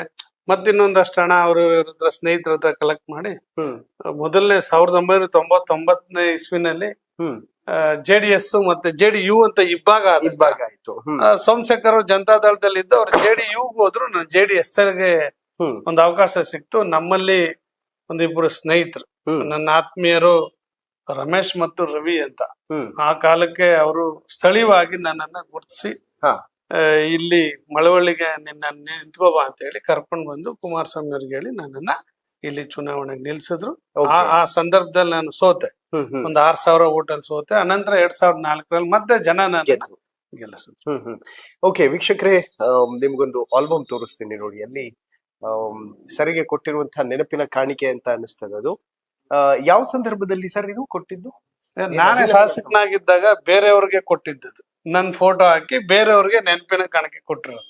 ಓಕೆ, ಅಂದ್ರೆ ಕ್ಷೇತ್ರದಲ್ಲಿರೋ ಕ್ಷೇತ್ರದಲ್ಲಿ ನಾನ್ ಶಾಸಕನಾಗಿದ್ದಾಗ ಈಗ 2020-21ರಲ್ಲಿ ಕೊಟ್ಟಿರ್ತಕ್ಕಂಥದ್ದು. ಅದು ಸಾಧನೆ ಮಾಡಿರ್ತಕ್ಕಂಥ ರೈತರಿಗೆ ಕೊಟ್ಟಿರ್ತಕ್ಕಂಥದ್ದು. ಅದನ್ನ ನನ್ನ ಭಾವಚಿತ್ರವನ್ನ ಅಳವಡಿಸಿ ಅದನ್ನ ಕೊಟ್ಟಿದ್ದಾರೆ. ಓಕೆ ಸರ್, ಟಿವಿ ಎಲ್ಲ ನೋಡ್ತೀರಾ? ಅಂದ್ರೆ ನ್ಯೂಸ್ ಚಾನೆಲ್ ನೋಡ್ತೀರಾ ಅಥವಾ ಸಿನಿಮಾ ಏನಾದ್ರು? ನ್ಯೂಸ್ ಚಾನೆಲ್ ನೋಡ್ತೀವಿ. ಸಿನಿಮಾ ರಾಜ್ಕುಮಾರ್ದ ಹಳೆ ಪಿಕ್ಚರ್ ಗಳು ಬಂದ್ರೆ ನೋಡ್ತೀವಿ. ಓಕೆ, ಅದು ಥೀಮ್ ಚೆನ್ನಾಗಿರ್ಬೇಕು, ಸ್ಟೋರಿ ಚೆನ್ನಾಗಿರ್ಬೇಕು. ಆಗಿದ್ದಾಗ ಹಾಡುಗಳು ಚೆನ್ನಾಗಿದ್ದಾಗ ನಾವು ಸಿನಿಮಾಗಳು ನೋಡ್ತೀವಿ. ಆದ್ರೆ ಯಥೇಚ್ಛವಾಗಿ ಹೆಚ್ಚಾಗಿ ನೋಡ್ತಕ್ಕಂಥದ್ದು ರಾಜ್ಕುಮಾರ್ ಸಿನಿಮಾ, ಅನ್ನೋರ್ ಸಿನಿಮಾ. ಅಂಬರೀಶ್ ಅವ್ರ ಸಿನಿಮಾನು ನೋಡ್ತೀನಿ. ಅಂದ್ರೆ ನಮ್ಮ ಜಿಲ್ಲೆಯವರೇ ಅವರು, ಆದ್ರೆ ಅವ್ರ ಪ್ರಭಾವ ಈ ಕಡೆ ಏನಿಲ್ಲ. KM ದೊಡ್ಡಿ ಮದ್ದೂರು ಆ ಭಾಗದಲ್ಲಿ ಸ್ವಲ್ಪ ಪ್ರಭಾವ. ಆದ್ರೆ ನಾವು ಇಲ್ಲಿ ಹೆಚ್ಚು ರಾಜ್ಕುಮಾರ್ ಅವ್ರನ್ನ ಇಷ್ಟಪಡ್ತಾ ಇದ್ದೀವಿ. ಓಕೆ ಸರ್, ಈ ರಾಜಕೀಯಕ್ಕೆ ಬರುವಂತಹ ಸಂದರ್ಭದಲ್ಲಿ ಕೆಲವೊಂದು ಘಟನೆಗಳು ಕೆಲವರಿಗೆ ಇನ್ಸ್ಪಿರೇಷನ್ ಆಗಿರುತ್ತೆ. ನಿಮ್ಗೆ ಏನ್ ಇನ್ಸ್ಪಿರೇಷನ್ ಆಗಿತ್ತು ಆಕ್ಚುಲಿ ರಾಜಕೀಯಕ್ಕೆ ಬರೋದಕ್ಕೆ ಅಂತ? ನಾನು ಮೂಲತಃ ವಿದ್ಯಾರ್ಥಿ ಚಳವಳಿಯಲ್ಲಿ ಇದ್ದವನು. ಆಮೇಲೆ ದಲಿತ ಸಂಘರ್ಷ ಸಮಿತಿಯಲ್ಲಿ ಕೆಲಸ ಮಾಡಿದವನು, DSS ಅಲ್ಲಿ. ಅಲ್ಲಿ ಜನರ ನೋವುಗಳನ್ನ ಅರ್ಥಕೊಂಡಿದ್ದವನು, ಕಷ್ಟಗಳನ್ನ, ದಲಿತ ಸಮಾಜದ ಅವ್ರಿಗೆ ಇರ್ತಕ್ಕಂಥ ಕ್ಲಿಷ್ಟಕರವಾದಂತ ನೋವು ಪರಿಸ್ಥಿತಿಗಳನ್ನ ಅರ್ಥ ಮಾಡ್ಕೊಂಡು ಅದೆಲ್ಲ ಹತ್ತಿರದಿಂದ ನೋಡೋನು, ಮತ್ತೆ ಹೋರಾಟ ಮಾಡ್ತಿದ್ದೆ. ಆದ್ರೆ ಇದಕ್ಕೆಲ್ಲ ಎಲ್ಲಿ ಪರಿಹಾರ ಅಂತಂದಾಗ ರಾಜಕೀಯ ಅಧಿಕಾರ ಹಿಡಿದ್ರೆ ಎಲ್ಲವನ್ನೂ ಕೂಡ ಪರಿಹಾರ ಮಾಡ್ಲಿಕ್ಕೆ ಸಾಧ್ಯ ಇದೆ ಅಂತ ಹೇಳಿ ಅಂಬೇಡ್ಕರ್ ಏನ್ ಹೇಳಿದ್ರು, political key is the master key ಅಂತ ಹೇಳಿ. ಇದ್ರಲ್ಲಿ ಎಲ್ಲವನ್ನೂ ಪರಿಹಾರ ಮಾಡ್ತಕ್ಕಂಥ ಶಕ್ತಿ ಯಾವ್ದಕ್ಕಿದೆ ಅಂದ್ರೆ ರಾಜಕಾರಣಕ್ಕಿದೆ. ಆ ದೃಷ್ಟಿಯಿಂದ ಅವರಿಂದ ಇನ್ಸ್ಪಿರೇಷನ್ ಆಗಿ ಬಾಬಾ ಸಾಹೇಬ್ ಅಂಬೇಡ್ಕರ್ ಇನ್ಸ್ಪಿರೇಷನ್ ಅಂದ ನಾನು ಇವತ್ತು ಈ ರಾಜಕೀಯಕ್ಕೆ ಬಂದಿರ್ತೇನೆ. ಓಕೆ, 3 ಜನ ಅಣ್ಣಂದ್ರು ಅನ್ಸುತ್ತಲ್ಲ ಸರ್? ಇಲ್ಲ, ಇಬ್ರು ಅಣ್ಣಂದಿರಿ. ಇವ್ರು ನನ್ ದೊಡ್ಡಪ್ಪನ ಮಗ. ಇವ್ರು ನಮ್ ದೊಡ್ಡಪ್ಪನ ಮಗ, ಅವರು ಅಣ್ಣನೇ. ಓಕೆ, ಇದು ಇವ್ರ ಮೊಮ್ಮಕ್ಳು? ನಮ್ಮ ದೊಡ್ಡಣ್ಣನ ಮೊಮ್ಮಕ್ಳು ಇವರು. ಇವರು ಓಕೆ. ಮತ್ತು ದೇವರ ಕೋಣೆಯನ್ನು ನೀವು ನೋಡ್ತಾ ಇದೀರಿ. ಸೊ ದೇವರನ್ನ ನಂಬ್ತೀರಾ ಸರ್? ಅವ್ರು ನಂಬ್ತಾರೆ, ನಮ್ಮ ಅಣ್ಣಂದಿರು ತಮ್ಮಂದಿರೆಲ್ಲ ನಂಬ್ತಾರೆ. ನೀವು ನಂಬ್ತಾರೆ, ನಾವು ಸ್ವಲ್ಪ ಕಡಿಮೆ. ಯಾಕೆ ಸರ್? ಯಾಕೆಂದ್ರೆ ನಾನು ಮೂಲತಃ ಬಂಡಾಯದಿಂದ ಬಂದಿರೋನು. ಆಮೇಲೆ ಬಂಡಾಯ ಸಾಹಿತಿ ಶಿಷ್ಯ ನಾನು, ಸಿದ್ಲಿಂಗ ಅವ್ರ ಶಿಷ್ಯ, ಬರಗೂರು ರಾಮಚಂದ್ರಪ್ಪರ ಶಿಷ್ಯ ನಾನು. ಆಮೇಲೆ ಅಂಬೇಡ್ಕರ್ ಅವ್ರ ವಿಚಾರಗಳನ್ನ ಓದಿ ತಿಳ್ಕೊಂಡು ಬುದ್ಧ ಇದೆ. ನಾನು ಅಂಬೇಡ್ಕರ್ ಅವ್ರ ವಿಚಾರಗಳನ್ನ ತಿಳ್ಕೊಂಡು ಸ್ವಲ್ಪ ಅಂದ್ರೆ ಅತಿ ಹೆಚ್ಚು ಅಲ್ಲ, ಅತಿ ತೀರಾ ನಾನು ದೇವರುಗಳ ಬಗ್ಗೆ ಅಷ್ಟು ನಂಬಿಕೆ ಕೂಡ ನನಗೆ ಕಡಿಮೆ. ಆದ್ರೆ ಹಾಗಂತ ಪೂರ್ತಿ ಇಲ್ಲ ಅಂತಲ್ಲ, ಬಟ್ ಈ ವಿಚಾರಗಳಲ್ಲಿ ಸ್ವಲ್ಪ ಎಡಪಂಥೀಯದಲ್ಲಿ ಹೋರಾಟ ಮಾಡ್ಕೊಂಡು ದಲಿತ ಸಂಘ ಸಮಿತಿಯಲ್ಲಿ ಹೋರಾಟ ಮಾಡ್ಕೊಂಡು ಬಂದಿದ್ರಿಂದ ನಾನು ಜನರ ಸೇವೆನಲ್ಲೇ ದೇವ್ರು ಕಾಣ್ಬೇಕು ಅಂತ ಪ್ರಯತ್ನ ಮಾಡ್ತಾ ಇರ್ತಕ್ಕಂಥ ಸಂದರ್ಭದಲ್ಲಿ ಎಲ್ಲಾ ದೇವ್ರು ಒಂದೇ ಇರ್ತಕ್ಕಂಥ ಭಾವನೆಯಿಂದ ನಾನು ಜನಗಳ ಸೇವೆ ಮಾಡ್ತೀನಿ. ಓಕೆ ಸರ್, ಬಂಡಾಯ ಸಾಹಿತಿಗಳ ಜೊತೆ ಇದ್ದಂಥವ್ರು ಎಡಪಂಥೀಯ ವಿಚಾರಗಳನ್ನ ಫಾಲೋ ಮಾಡ್ತೀರಿ. ಈಗ JDS ಬಲಪಂಥೀಯ ವಿಚಾರಗಳನ್ನ ಅನುಸರಿಸುವಂತ BJP ಜೊತೆ ಕೈ ಜೋಡಿಸಿದೆ. ನಿಮ್ಗೇನ್ ಸಮಸ್ಯೆ ಇಲ್ವಾ ಅಂತ? ಇಲ್ಲ, ನಂಗೆ ಅನ್ಸಲ್ಲ. ಯಾಕೆಂದ್ರೆ ರಾಜಕಾರಣವಾಗಿ ಸಂದರ್ಭಗಳಲ್ಲಿ ಒಂದೊಂದು ತೀರ್ಮಾನ ಆಗ್ತದೆ. ಕರೆಕ್ಟ್. ಆ ತೀರ್ಮಾನಕ್ಕೆ ನಾವು ತಲೆ ಬಾಗ್ಲೇಬೇಕಾಗ್ತದೆ. ನನಗೆ ದೇವಸ್ಥಾನಕ್ಕೆ ಹೋಗಕ್ ಇಷ್ಟ ಇಲ್ಲದೆ ಇರ್ಬೋದು, ಆದ್ರೆ ನನ್ನ ಕಾರ್ಯಕರ್ತರ ನಂಬಿಕೆ, ನನ್ನ ಮುಖಂಡರ ನಂಬಿಕೆ, ನನ್ನ ಪಕ್ಷದ ನಂಬಿಕೆಯಿಂದ ನಾನು ದೇವಸ್ಥಾನಕ್ಕೆ ಹೋಗ್ಲೇಬೇಕಾದಂತ ಅನಿವಾರ್ಯ ಇದೆ. ಆ ತರ ಇದು ಕೂಡ ಇದು ಕೂಡ ಅದೇ ರೀತಿ ಅವರ ನಂಬಿಕೆ ಮೇಲೆ ಹೋಗುತ್ತೆ. ಸರ್, JDS ನಾಯಕರನ್ನ ಉಳಿಸ್ಕೊಳ್ಳೋದಿಲ್ಲ, ಎಲ್ಲಿ ತಮ್ಮ ಮನೆಯವ್ರನ್ನ ಓವರ್ಟೇಕ್ ಮಾಡ್ಬಿಡ್ತಾರೆ ಅನ್ನೋ ಕಾರಣಕ್ಕೆ ತುಂಬಾ ಜನರನ್ನ ಹಿಡಿದಿಟ್ಕೊಳ್ಳುವಂತ ಪ್ರಯತ್ನ ಮಾಡ್ತಾರೆ ಅಂತೆಲ್ಲ ಹೇಳ್ತಾರೆ. ಸತ್ಯನಾ ಅದು? ಯಾವುದು ಕೂಡ ಸತ್ಯ ಅಲ್ಲ. ಇವತ್ತು ಕುಮಾರಸ್ವಾಮಿ ಅವರು ಒಬ್ರು ಮುಖ್ಯಮಂತ್ರಿ ಆಗ್ತಾರೆ, ಉಳಿದಂತೆ ಅವರ ಸುತ್ತ ಯಾರೇ ಇದ್ರು ಕೂಡ ಅವರೆಲ್ಲ ಮಂತ್ರಿಗಳಾಗ್ತಾರೆ, ಶಾಸಕರಾಗ್ತಾರೆ. ಎಲ್ಲಾ ಕಡೆ ಕುಮಾರಸ್ವಾಮಿ ಅವರು ಒಬ್ಬರೇ ಇರ್ಲಕ್ಕಾಗತ್ತಾ? ಕುಮಾರಸ್ವಾಮಿ ಅವರು ಎಲ್ಲಾ ಮಂತ್ರಿಗಳು ಅವ್ರನ್ನ ನಿಭಾಯಿಸಕ್ಕಾಗತ್ತಾ? ಅದೆಲ್ಲ ಸುಳ್ಳು ವದಂತಿಗಳು. ಅವ್ರಿಗೆ ಅವಶ್ಯಕತೆ ಬಿದ್ದಾಗ ಅವ್ರ ನಾಯಕತ್ವ, ಅವ್ರ ನಮ್ ನಾಯಕರು, ಪಕ್ಷ ಕಟ್ಟಿರ್ತಕ್ಕಂಥವ್ರು, ಅವ್ರ ಹಿಂದೆ ನಾವೆಲ್ಲರೂ ಕೂಡ ಹೋಗ್ಬೇಕು, ಫಾಲೋ ಮಾಡ್ಬೇಕಾಗಿರ್ತಕ್ಕಂಥದ್ದು ನಮ್ಮ ಜವಾಬ್ದಾರಿ. ಅದನ್ನ ಹೊರತುಪಡಿಸಿ ನನ್ನ ಸ್ಥಾನಕ್ಕೆ ಎಲ್ಲಿ ಕೂತು ಬರುತ್ತೋ, ಕುಮಾರಸ್ವಾಮಿ ನನ್ನ ಸ್ಥಾನಕ್ಕೆ ಎಲ್ಲಿ ಇದ್ ಮಾಡ್ತಾರೋ, ಅವ್ರಿಗೇನು ಅವಶ್ಯಕತೆ ಇಲ್ಲ. ಅವ್ರಿಗೆ ಕುಮಾರಸ್ವಾಮಿ ಅವ್ರಿಗೆ ಎಲ್ಲವನ್ನೂ ಕೂಡ ನಾನೇ ಮಾಡ್ಬೇಕು ಅಂತಕ್ಕಂತ ಆಸೆಗಳು ಅವದ್ ಏನಿಲ್ಲ. ಎಲ್ಲಾರನು ಕೂಡ ಮುಂದೆ ತರಬೇಕು ಅಂತಕ್ಕಂಥದ್ದು. ಈಗ ಬಹಳಷ್ಟು ಜನ ಇವತ್ತು ಹೊರಟ್ಟಿ ಅವ್ರು ಎಲ್ಲಿದ್ರು, ಅವ್ರನ್ನ ಮಂತ್ರಿ ಮಾಡಿದ್ಯಾರು? ಇವತ್ತು ಅವ್ರು ಬಿಜೆಪಿಗೆ ಹೋಗಿ ಸ್ಪೀಕರ್ ಆಗಿದ್ದಾರೆ. ಇವತ್ತು ಕುಮಾರಸ್ವಾಮಿ ಅವರು ಅವ್ರನ್ನ ಮಂತ್ರಿ ಮಾಡಿದ್ದು ಅವರ ಮಂತ್ರಿ ಮಂಡಲದಲ್ಲಿ. ಇವತ್ತು ಚಲುವರಾಯ ಸ್ವಾಮಿ ಅವ್ರು ಎಲ್ಲಿದ್ರು? MP ಆದ್ರು, MLA ಆದ್ರು, ಜಿಲ್ಲಾ ಪಂಚಾಯತಿ ಮೆಂಬರ್ ಆದ್ರು, ಉಪಾಧ್ಯಕ್ಷರಾದ್ರು ಜಿಲ್ಲಾ ಪಂಚಾಯತಿಗೆ. ಇವತ್ತು ಮಂತ್ರಿಗಳಾಗಿದ್ದಾರೆ. ಅವರು ಆಗ್ಲೇ ಕುಮಾರಸ್ವಾಮಿ ಅವ್ರ ಕ್ಯಾಬಿನೆಟ್ ಅಲ್ಲಿ ಮಂತ್ರಿ ಆಗಿದ್ದಂತವ್ರು, ಧರ್ಮಸಿಂಗ್ ಸಂಪುಟದಲ್ಲಿ ಮಂತ್ರಿ ಆಗಿದ್ದಂತವ್ರು. ಇದನ್ನೆಲ್ಲ ಅವಕಾಶ ಕಲ್ಪಿಸ್ಕೊಟ್ಟಿದ್ರು. ಪ್ರಥಮವಾಗಿ ಅವರು ಮಂತ್ರಿ ಆಗ್ಲಿಕ್ಕೆ ಕಾರಣ ಯಾರು ಅಂದ್ರೆ ಶ್ರೀಮಾನ್ ಕುಮಾರಸ್ವಾಮಿ ಅವರು. ಅವತ್ ಕುಮಾರಸ್ವಾಮಿ ಅವ್ರೇನು ಮಂತ್ರಿ ಆಗಿರ್ಲಿಲ್ಲ, ಮುಖ್ಯಮಂತ್ರಿ ಆಗಿರ್ಲಿಲ್ಲ, ನಿಮ್ಮನ್ನೇ ಮಂತ್ರಿ ಮಾಡಿದ್ರು ಪ್ರಾರಂಭದಲ್ಲಿ. ಚಲುವರಾಯ ಸ್ವಾಮಿ ಅವ್ರಿಗೆ ಹೇಳ್ತಾ ಇರೋದು, ಚಲುವರಾಯ ಸ್ವಾಮಿ ಅವ್ರನ್ನೇ ಮಂತ್ರಿ ಮಾಡಿದ್ರು. ಆಗ ಕುಮಾರಸ್ವಾಮಿ ಅವರು ಏನೂ ಇಲ್ಲ, ಸಾಮಾನ್ಯ ಶಾಸಕ, ರಾಮನಗರದ ಶಾಸಕ. ಅವತ್ತು ಚಲುವರಾಯ ಸ್ವಾಮಿಯನ್ನು ಮಂತ್ರಿ ಮಾಡ್ಬೇಕು ಅಂತ ಹೇಳಿ ಧರ್ಮಸಿಂಗ್ ಅವ್ರ ಸಂಪುಟದಲ್ಲಿ, ಮತ್ತೆ ಅವ್ರ ಮುಖ್ಯಮಂತ್ರಿ ಆದ ಬದಲಾವಣೆ ಸಂದರ್ಭದಲ್ಲಿ ಮುಖ್ಯಮಂತ್ರಿ ಆದಾಗ ಅವ್ರನ್ನ ಸಾರಿಗೆ ಸಚಿವರು ಮಾಡಿದ್ದು ಇದೇ ಕುಮಾರಸ್ವಾಮಿ ಅವರು. ಅದನ್ನೆಲ್ಲವನ್ನು ಕೂಡ ಅವರು ಕೂಡ ಅರ್ಥ ಮಾಡ್ಕೋಬೇಕು ಅನ್ನೋದು ನನ್ನ ಒಂದು ಅನಿಸಿಕೆ. ಓಕೆ ಸರ್, JDS 7ಕ್ಕೆ 7 ಸ್ಥಾನಗಳನ್ನ ಪಡ್ಕೊಂಡಿತ್ತು ಈ ಹಿಂದೆ. ಯಾಕೆ ಬಹುತೇಕ ಸ್ಥಾನಗಳು ಕೈ ತಪ್ಪೋಯ್ತು? JDSಗೆ ಎಲ್ಲೋ ಒಂದು ಕಡೆ ಮಂಡ್ಯದಲ್ಲಿ ಅಥವಾ ಹಳೆ ಮೈಸೂರು ಭಾಗದಲ್ಲೂ ಕೂಡ ಹಿಡಿತ ತಪ್ಪಿ ಹೋಗ್ತಿದೆ ಅನ್ನೋ ಮಾತುಗಳಿದೆ. ಈ ಭೂಮಿ ಮೇಲೆ ಕುಮಾರಸ್ವಾಮಿ ಅವರು, ದೇವೇಗೌಡರು ಇರೋವರೆಗೂ ಈ ಜಿಲ್ಲೆನಲ್ಲಿ ಯಾವುದೇ ಸಂದರ್ಭದಲ್ಲೂ ಕೂಡ JDS ನ ಹಿಡಿತ ತಪ್ಪಲಿಕ್ಕೆ ಸಾಧ್ಯನೇ ಇಲ್ಲ. ಎಸ್ಪೆಷಲಿ ಮಂಡ್ಯ, ಹಳೆ ಮೈಸೂರು ಪ್ರಾಂತ್ಯದಲ್ಲಿ ದೇವೇಗೌಡಜಿ ಅವರ ಪ್ರಭಾವ ಜಾಸ್ತಿ ಇದೆ. ಕುಮಾರಸ್ವಾಮಿ ಅವರ ಪ್ರಭಾವ ಜಾಸ್ತಿ ಇದೆ. ಅವರು ಈ ಪಕ್ಷವನ್ನ ಕಟ್ತಾರೆ. ಎಲ್ಲೇ ಯಾವುದೇ ಸಂದರ್ಭ ಬಂದ್ರು ಕೂಡ ಇದನ್ನ ಮೇಲ್ದರ್ಜೆಗೆ ತಗೊಂಡೋಗ್ತಕ್ಕಂತ ಶಕ್ತಿ ಅವ್ರಿಗಿದೆ. ಯಾವತ್ತೂ ಕೂಡ ಈ ಭಾಗದಲ್ಲಿ JDS ಅನ್ನ ಮೂಲ ಗುಂಪು ಮಾಡ್ಲಿಕ್ಕೂ ಸಾಧ್ಯ ಇಲ್ಲ, ಅದನ್ನ ವರ್ಚಸ್ನ ಕಡಿಮೆ ಮಾಡ್ಲಿಕ್ಕೂ ಸಾಧ್ಯ. ಮತ್ತೆ ಯಾಕೆ ಸ್ಥಾನಗಳು ಹೋಯ್ತು ಅಂತ? ಅದು ಕಳೆದ ಬಾರಿ ಬೇರೆ ಬೇರೆ ಕಾರಣಾಂತರಗಳಿಂದ. ಇವತ್ತು ಕುಮಾರಸ್ವಾಮಿ ಅವರು ಮುಖ್ಯಮಂತ್ರಿಗಳಾಗಿ ರಾಜೀನಾಮೆ ಕೊಟ್ಟಿದ್ದು, ತದನಂತರದಲ್ಲಿ ಪಕ್ಷಗಳ ಸಂಘಟನೆ ಅಥವಾ ಅಭಿವೃದ್ಧಿ ಕಾರ್ಯಗಳು, ಅಥವಾ ಈ ಭಾಗದಲ್ಲಿ ಇನ್ನೊಬ್ಬ ಪ್ರಭಾವಿ ನಾಯಕ ಇದ್ದಾನೆ, ಅವನೊಬ್ಬ ಒಂದ್ಸಾರಿ ಮುಖ್ಯಮಂತ್ರಿ ಮಾಡ್ಬೇಕು ಅಂತಾನೋ. ಹಳೆ ಮೈಸೂರು ಪ್ರಾಂತ್ಯದಲ್ಲಿ ಕಾಂಗ್ರೆಸ್ ನಲ್ಲಿ ಒಬ್ಬ ಪ್ರಭಾವಿ ನಾಯಕ, ಅವನು ನಾನು ಇನ್ನೊಂದ್ಸಾರಿ ಮುಖ್ಯಮಂತ್ರಿ ಆಗ್ತೀನಿ, ಕುಮಾರಸ್ವಾಮಿ ಆಗಿದ್ದಾರೆ 2 ಬಾರಿ, ದೇವೇಗೌಡರ ಸಾಹೇಬರಾಗಿದ್ದಾರೆ, SM ಕೃಷ್ಣ ಅವರಾಗಿದ್ದಾರೆ. ಈ ಭಾಗದಲ್ಲಿ ಹಳೆ ಮೈಸೂರು ಪ್ರಾಂತ್ಯದಲ್ಲಿ ನಾನು ಕೂಡ ಒಬ್ಬನಿಗೆ ಅವಕಾಶ ಇದೆ ಕಾಂಗ್ರೆಸ್ ಅಲ್ಲಿ, ನನ್ಗೊಂದು ಅವಕಾಶ ಮಾಡ್ಕೊಡ್ಲಾಗಿ. ಈಗ ಮಂಡ್ಯ ಜಿಲ್ಲೆಯ ಜನ ಅಭಿವೃದ್ಧಿಗೋ ಇನ್ನೊಂದಕ್ಕೋ ಅವ್ರೇನು ಅಷ್ಟು ಇದು ಮಾಡಲ್ಲ. ಆದ್ರೆ ಭಾವನೆಗಳಿಗೆ, ಭಾವನಾತ್ಮಕವಾಗಿ ಯಾರಾದ್ರೂ ಸ್ಪಂದಿಸ್ತಾರೆ, ಭಾವನಾತ್ಮಕವಾಗಿ ತುಂಬಾನೇ ಹತ್ರ ಹೋಗ್ತಾರೆ ಅಂತಂದ್ರೆ ಅದು ಮಂಡ್ಯ ಜಿಲ್ಲೆಯ ಜನ. ಕರೆಕ್ಟ್. ಭಾವನೆಗಳಿಗೆ ಬಹಳ ಹತ್ರದಲ್ಲಿ, ಭಾವನಾತ್ಮಕವಾಗಿ ಹತ್ರ ಇರೋ ಕೂರ್ಸ್ಕೊಳ್ಳೋರು ನಮ್ಮ ಮಂಡ್ಯ ಜಿಲ್ಲೆಯ ಜನ. ಆ ಕಾರಣಾಂತರದಿಂದ ಅವ್ರಿಗೆ ಈ ಬಾರಿ ಜನರು ಸ್ವಲ್ಪ ಒಲವು ತೋರಿಸಿದ್ದಾರೆ ಅಂತಕ್ಕಂಥದ್ದು ನಮ್ಮ ಒಂದು ಒಳ ಚರ್ಚೆ. ಓಕೆ ಸರ್, ದೇವೇಗೌಡರು ಮತ್ತು ಕುಮಾರಸ್ವಾಮಿ ಅವರು ಇರುವ ತನಕ ಹಳೆ ಮೈಸೂರು ಭಾಗದಲ್ಲಾಗಲಿ ಅಥವಾ ಮಂಡ್ಯದಲ್ಲಾಗಲಿ JDSಗೆ ಏನು ಸಮಸ್ಯೆ ಇಲ್ಲ ಅಂತ ಹೇಳ್ತಾ ಇದ್ರಿ. ನಿಖಿಲ್ಗೆ ಆ ಕೆಪಬಿಲಿಟಿ ಇಲ್ವಾ ಅಂತ? ನಿಖಿಲ್ಗೆ ಕೆಪಬಿಲಿಟಿ ಇಲ್ಲ ಅಂತ ನಾವ್ ಹೇಳಲ್ಲ. ಆದ್ರೆ ಎಷ್ಟೋ ಜನ ನಾಯಕರ ಮಕ್ಕಳುಗಳು, ಸಂಬಂಧಿಕರು ಸೋತಿದ್ದಾರೆ. ಅಥವಾ ಕುಮಾರಣ್ಣನು ಕೂಡ ಸೋತಿದ್ರು. ಹೌದು. ದೇವೇಗೌಡ ಸಾಹೇಬರು ಕೂಡ ಸೋತಿದ್ರು, ರೇವಣ್ಣವರು ಕೂಡ ಸೋತಿದ್ರು, ಅನೇಕ ನಾಯಕರುಗಳು ಸೋತಿದ್ದಾರೆ, ಅವ್ರ ಮಕ್ಕಳುಗಳು ಸೋತಿದ್ದಾರೆ.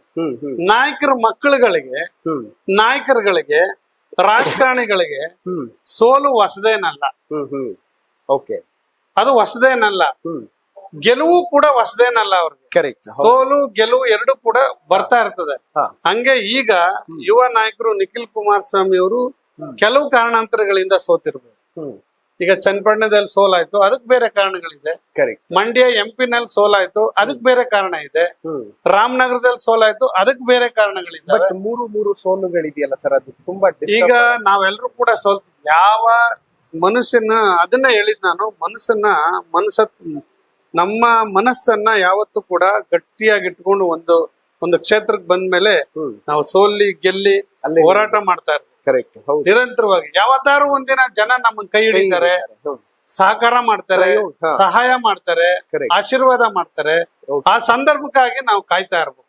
ಹೌದು, ಆ ಸಂದರ್ಭಕ್ಕಾಗಿ ನಾವು ಕಾಯ್ತಾ ಇರ್ಬೇಕು. ಈಗ ನಿಖಿಲ್ ಕುಮಾರಸ್ವಾಮಿ ಅವರು ಸೋಲೇನಾಗಿದೆ, ಮುಂದಿನ ದಿನಮಾನದಲ್ಲಿ ಬಹುಶಃ ಭವಿಷ್ಯದ ನಾಯಕ, ಈ ಪಕ್ಷದ ಭವಿಷ್ಯದ ನಾಯಕ ಮುಂದಿನ ದಿನಗಳಲ್ಲಿ ಖಂಡಿತವಾಗ್ಲೂ ಕೂಡ ಅವರು ಇನ್ನು 2-3 ವರ್ಷದಲ್ಲಿ ಅವರು ಶಾಸಕರಾಗಿ ವಿಧಾನಸಭೆ ಪ್ರವೇಶ ಮಾಡ್ತಾರೆ.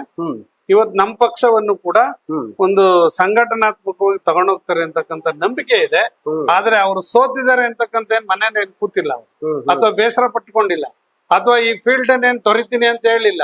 ಅದು ನಿರಂತರವಾಗಿ ಜನಗಳ ಜೊತೆಲಿ ಇದ್ಕೊಂಡು ಸಮಾಜ ಸೇವೆಯಲ್ಲಿ ತೊಡಗಿಸ್ಕೊಂಡು ಕೆಲಸ ಮಾಡ್ತಾ ಇದ್ದಾರೆ.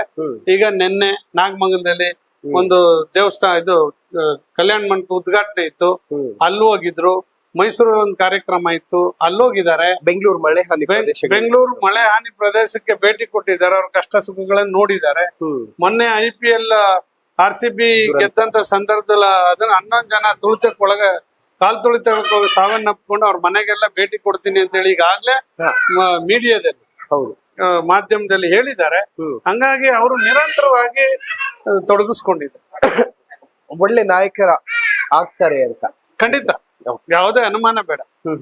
ಓಕೆ, ವೆಲ್ ಫೈನಲಿ ಏನ್ ಹೇಳೋದಕ್ಕೆ ಇಷ್ಟಪಡ್ತೀರಿ ಸರ್ ಕಾರ್ಯಕ್ರಮದ ಮುಖಾಂತರ? ಏನಿಲ್ಲ, ನಿಮ್ಮ ಇವತ್ತು ವಾಹಿನಿ ಬಂದು ನನ್ನನ್ನ ಸಂದರ್ಶನ ಮಾಡಿದ್ದು, ನನ್ನ ಮನದಾಳದ ಮಾತುಗಳನ್ನ ಹಂಚ್ಕೊಳ್ಲಿಕ್ಕೆ ಇದು ನೀವು ಅವಕಾಶ ಮಾಡಿಕೊಟ್ಟಿದ್ದಕ್ಕೆ ನಿಮ್ಗೆ ನಾನು ಧನ್ಯವಾದಗಳನ್ನ ಹೇಳಲಿಕ್ಕೆ ಬಯಸ್ತೇನೆ. ಜೊತೆಗೆ ಈಗ ನನ್ನ ಕುಟುಂಬದ ಹಿನ್ನೆಲೆ, ನನ್ ಜೊತೆಲಿ ಇರ್ತಕ್ಕಂತ ನನ್ನ ಸಹೋದರರು, ಮತ್ತೆ ನಾವು ಬದುಕ್ತಾ ಇರ್ತಕ್ಕಂಥ ಪರಿಸರ, ನಾವು ಇಲ್ಲಿ ಜೀವನ ಮಾಡ್ತಾ ಇರ್ತಕ್ಕಂಥದ್ದು ಯಾವ ರೀತಿಯಲ್ಲಿ ಅಂತಕ್ಕಂಥದ್ದೆಲ್ಲವನ್ನು ಕೂಡ ಈ ಸಮಾಜಕ್ಕೆ, ಈ ಜನರಿಗೆ ಪರಿಚಯ ಮಾಡ್ಕೊಡ್ಲಿಕ್ಕೆ ತಮ್ಮಿಂದ ಇದು ಬಹಳ ಅನುಕೂಲ ಆಗಿದೆ ಅಂತಕ್ಕಂಥದ್ದು ನನ್ನ ವೈಯಕ್ತಿಕ ಅಭಿಪ್ರಾಯ. ಜೊತೆಗೆ ನೀವು ನನ್ನನ್ನ ಸಂದರ್ಶನ ಮಾಡಿ ನನ್ನ ವಿಚಾರಗಳನ್ನ ಮತ್ತು ನನ್ನ ಈ ಮಳವಳ್ಳಿ ತಾಲೂಕಿನ ಜನರ ಮತದಾರರ ಸಂಬಂಧವನ್ನ ಇವತ್ತು ನಾನು ಹೇಳ್ಕೊಳ್ಲಿಕ್ಕೆ ಒಂದು ಅವಕಾಶ ಸಿಕ್ಕಿದೆ. ಅದಕ್ಕಾಗಿ ನಾನು ವಿಶೇಷವಾಗಿ ನಿಮ್ಮ ವಾಹಿನಿಗೆ ನಾನು ಧನ್ಯವಾದಗಳನ್ನ ಹೇಳ್ತೇನೆ. ನಿಜವಾಗ್ಲೂ ಕೂಡ ಇದು ಒಂದು ಒಳ್ಳೆಯ ಉತ್ತಮವಾದಂತ ಬೆಳವಣಿಗೆ. ಮುಂದಿನ ದಿನಗಳಲ್ಲಿ ನಿಮ್ಮಂತ ವಾಹಿನಿಗಳ ಸಹಕಾರ ಇರ್ಲಿ. ನಾವು ಸಮಾಜ ಸೇವೆ ದೃಷ್ಟಿಯಿಂದ ಈ ರಾಜಕಾರಣವನ್ನ ಮಾಡ್ತಾ ಇದ್ದೀವಿ. ನಾವು ಯಾವುದೇ ಆಸೆ ಆಕಾಂಕ್ಷೆಗಳನ್ನ ಇಟ್ಕೊಂಡು ನನ್ನ ಕುಟುಂಬವನ್ನ ದೊಡ್ಡ ಶ್ರೀಮಂತರು ಮಾಡ್ಬೇಕು ಅಂತಕ್ಕಂಥ ಆಸೆ ಆಕಾಂಕ್ಷೆಗಳನ್ನ ನಾವೆಲ್ಲ ಹೊಂದಿಲ್ಲ. ಅವ್ರಿಗೆ ಅವ್ರದೇ ಆದಂತ ಬದುಕು ಜೀವನವನ್ನ ನಡ್ಸ್ಕೊಂಡು ಹೋಗ್ತಾ ಇದ್ದಾರೆ. ಅದಕ್ಕಾಗಿ ನಮ್ಮ ತಂದೆ ಸ್ವಲ್ಪ ಮಟ್ಟಿಗೆ ಭೂಮಿಯನ್ನು ಉಳಿತಕ್ಕಂಥದ್ದಕ್ಕೆ ಸ್ವಲ್ಪ ಭೂಮಿನೂ ಕೂಡ ನಮಗ್ ಕೊಟ್ಟೋಗಿದ್ದಾರೆ. ಆ ಭೂಮಿಯಲ್ಲಿ ವ್ಯವಸಾಯ ಮಾಡ್ಕೊಂಡು ನನ್ನ ಸಹೋದರರು ಬದುಕ್ತಾ ಇದ್ದಾರೆ, ಕುಟುಂಬವನ್ನ ನಿರ್ವಹಣೆ ಮಾಡ್ತಾ ಇದ್ದಾರೆ. ಅದ್ರ ಜೊತೆಗೆ ನಾನು ಪೂರ್ಣ ಪ್ರಮಾಣದಲ್ಲಿ ನಾನು ರಾಜಕೀಯವಾಗಿ ತೊಡಗಿಸ್ಕೊಂಡು ಅದನ್ನ ಸಮಾಜ ಸೇವೆ ಅಂತ ಹೇಳಿ ತಿಳ್ಕೊಂಡು ಅದ್ರ ಮುಖಾಂತರ ಈ ಕ್ಷೇತ್ರದ ಮಹಾ ಜನತೆಯ ಆಶೀರ್ವಾದದಿಂದ ಈ ಅಧಿಕಾರ ಬಂದಾಗ್ಲೂ ಅವರ ಸೇವೆಗೆ ಉಪಯೋಗಿಸ್ತೇನೆ. ಅಧಿಕಾರ ಬರದೇ ಇದ್ದಾಗಲೂ ಅವ್ರ ಜೊತೆ ಒಬ್ಬ ಸೇವಕನಾಗಿ ನಿಲ್ತೇನೆ ಅಂತಕ್ಕಂಥ ಮಾತನ್ನ ಈ ಸಂದರ್ಭದಲ್ಲಿ ಹೇಳಿ. Okay, thank you so much sir. ತುಂಬಾ ಖುಷಿ ಆಯ್ತು ಮಾತಾಡಿ ತಮ್ಮ ಜೊತೆ. ಧನ್ಯವಾದ. ವೆಲ್, ನೋಡಿದ್ರಲ್ಲ ವೀಕ್ಷಕರೇ, ಇದಿಷ್ಟು ಅನ್ನದಾನಿಯವರ ಮಾತುಗಳು. ಅದೇನಿದ್ರು ಕೂಡ ಸೋತರು ಸುಮ್ಮನಿರದ ನಾಯಕ ಆ ಸಾಲಿನಲ್ಲಿ ಅನ್ನದಾನಿಯವರು ಕೂಡ ನಿಂತ್ಕೋತಾರೆ. ಇನ್ಫ್ಯಾಕ್ಟ್ ತುಂಬಾ ಜನ ನಾವು ಸೋತ್ ಹೋಗಿದೀವಿ, ಬೇಡ ಜನರನ್ನ ಹತ್ರ ಸೇರ್ಸೋದ್ ಬೇಡ ಅನ್ನುವಂತ ನಿರ್ಧಾರಕ್ಕೆ ಬಂದಿರ್ತಾರೆ. ಆಮೇಲೆ ನನಗೆ ತುಂಬಾ ಬ್ಯೂಟಿಫುಲ್ ಅಂತ ಅನಿಸಿದ್ದು ಅಂತಂದ್ರೆ, ಅವರು 2 ಬಾರಿ ಶಾಸಕರಾಗಿದ್ರು. 2 ಟರ್ಮ್ ಅಲ್ಲೂ ಕೂಡ ಮನೆ ಮಾಡ್ಕೊಳ್ಳುವಂತಹ ಖಯಾಲಿ ಮಾಡಿರ್ಲಿಲ್ಲ. IBL ಉಳ್ಕೊಳ್ಳುವಂತದ್ದಾಗಿತ್ತು ಮತ್ತು ಅಣ್ಣಂದಿರ ಮನೆಯಲ್ಲಿ ಉಳ್ಕೊಳ್ಳುವಂತದ್ದಾಗಿತ್ತು. ಸೊ ಇದು ಅವರು ಹುಟ್ಟಿ ಬೆಳೆದಂತಹ ಮನೆ ಮತ್ತು ಅವರ ಮನೆಯ ಮಾತು, ಮನದ ಮಾತನ್ನ ನಿಮ್ಮ ಮುಂದೆ ಇಡುವಂತಹ ಒಂದು ಸಣ್ಣ ಪ್ರಯತ್ನ ನಂದಾಗಿತ್ತು. ನೋಡ್ತಾ ಇರಿ ಹೆಲೋ ಹಿಂದೂ. ನಾನು ಸೈಯದ್ ಹಿದಾಯತ್, ಸೈನಿಂಗ್ ಆಫ್, ಮಳವಳ್ಳಿಯಿಂದ.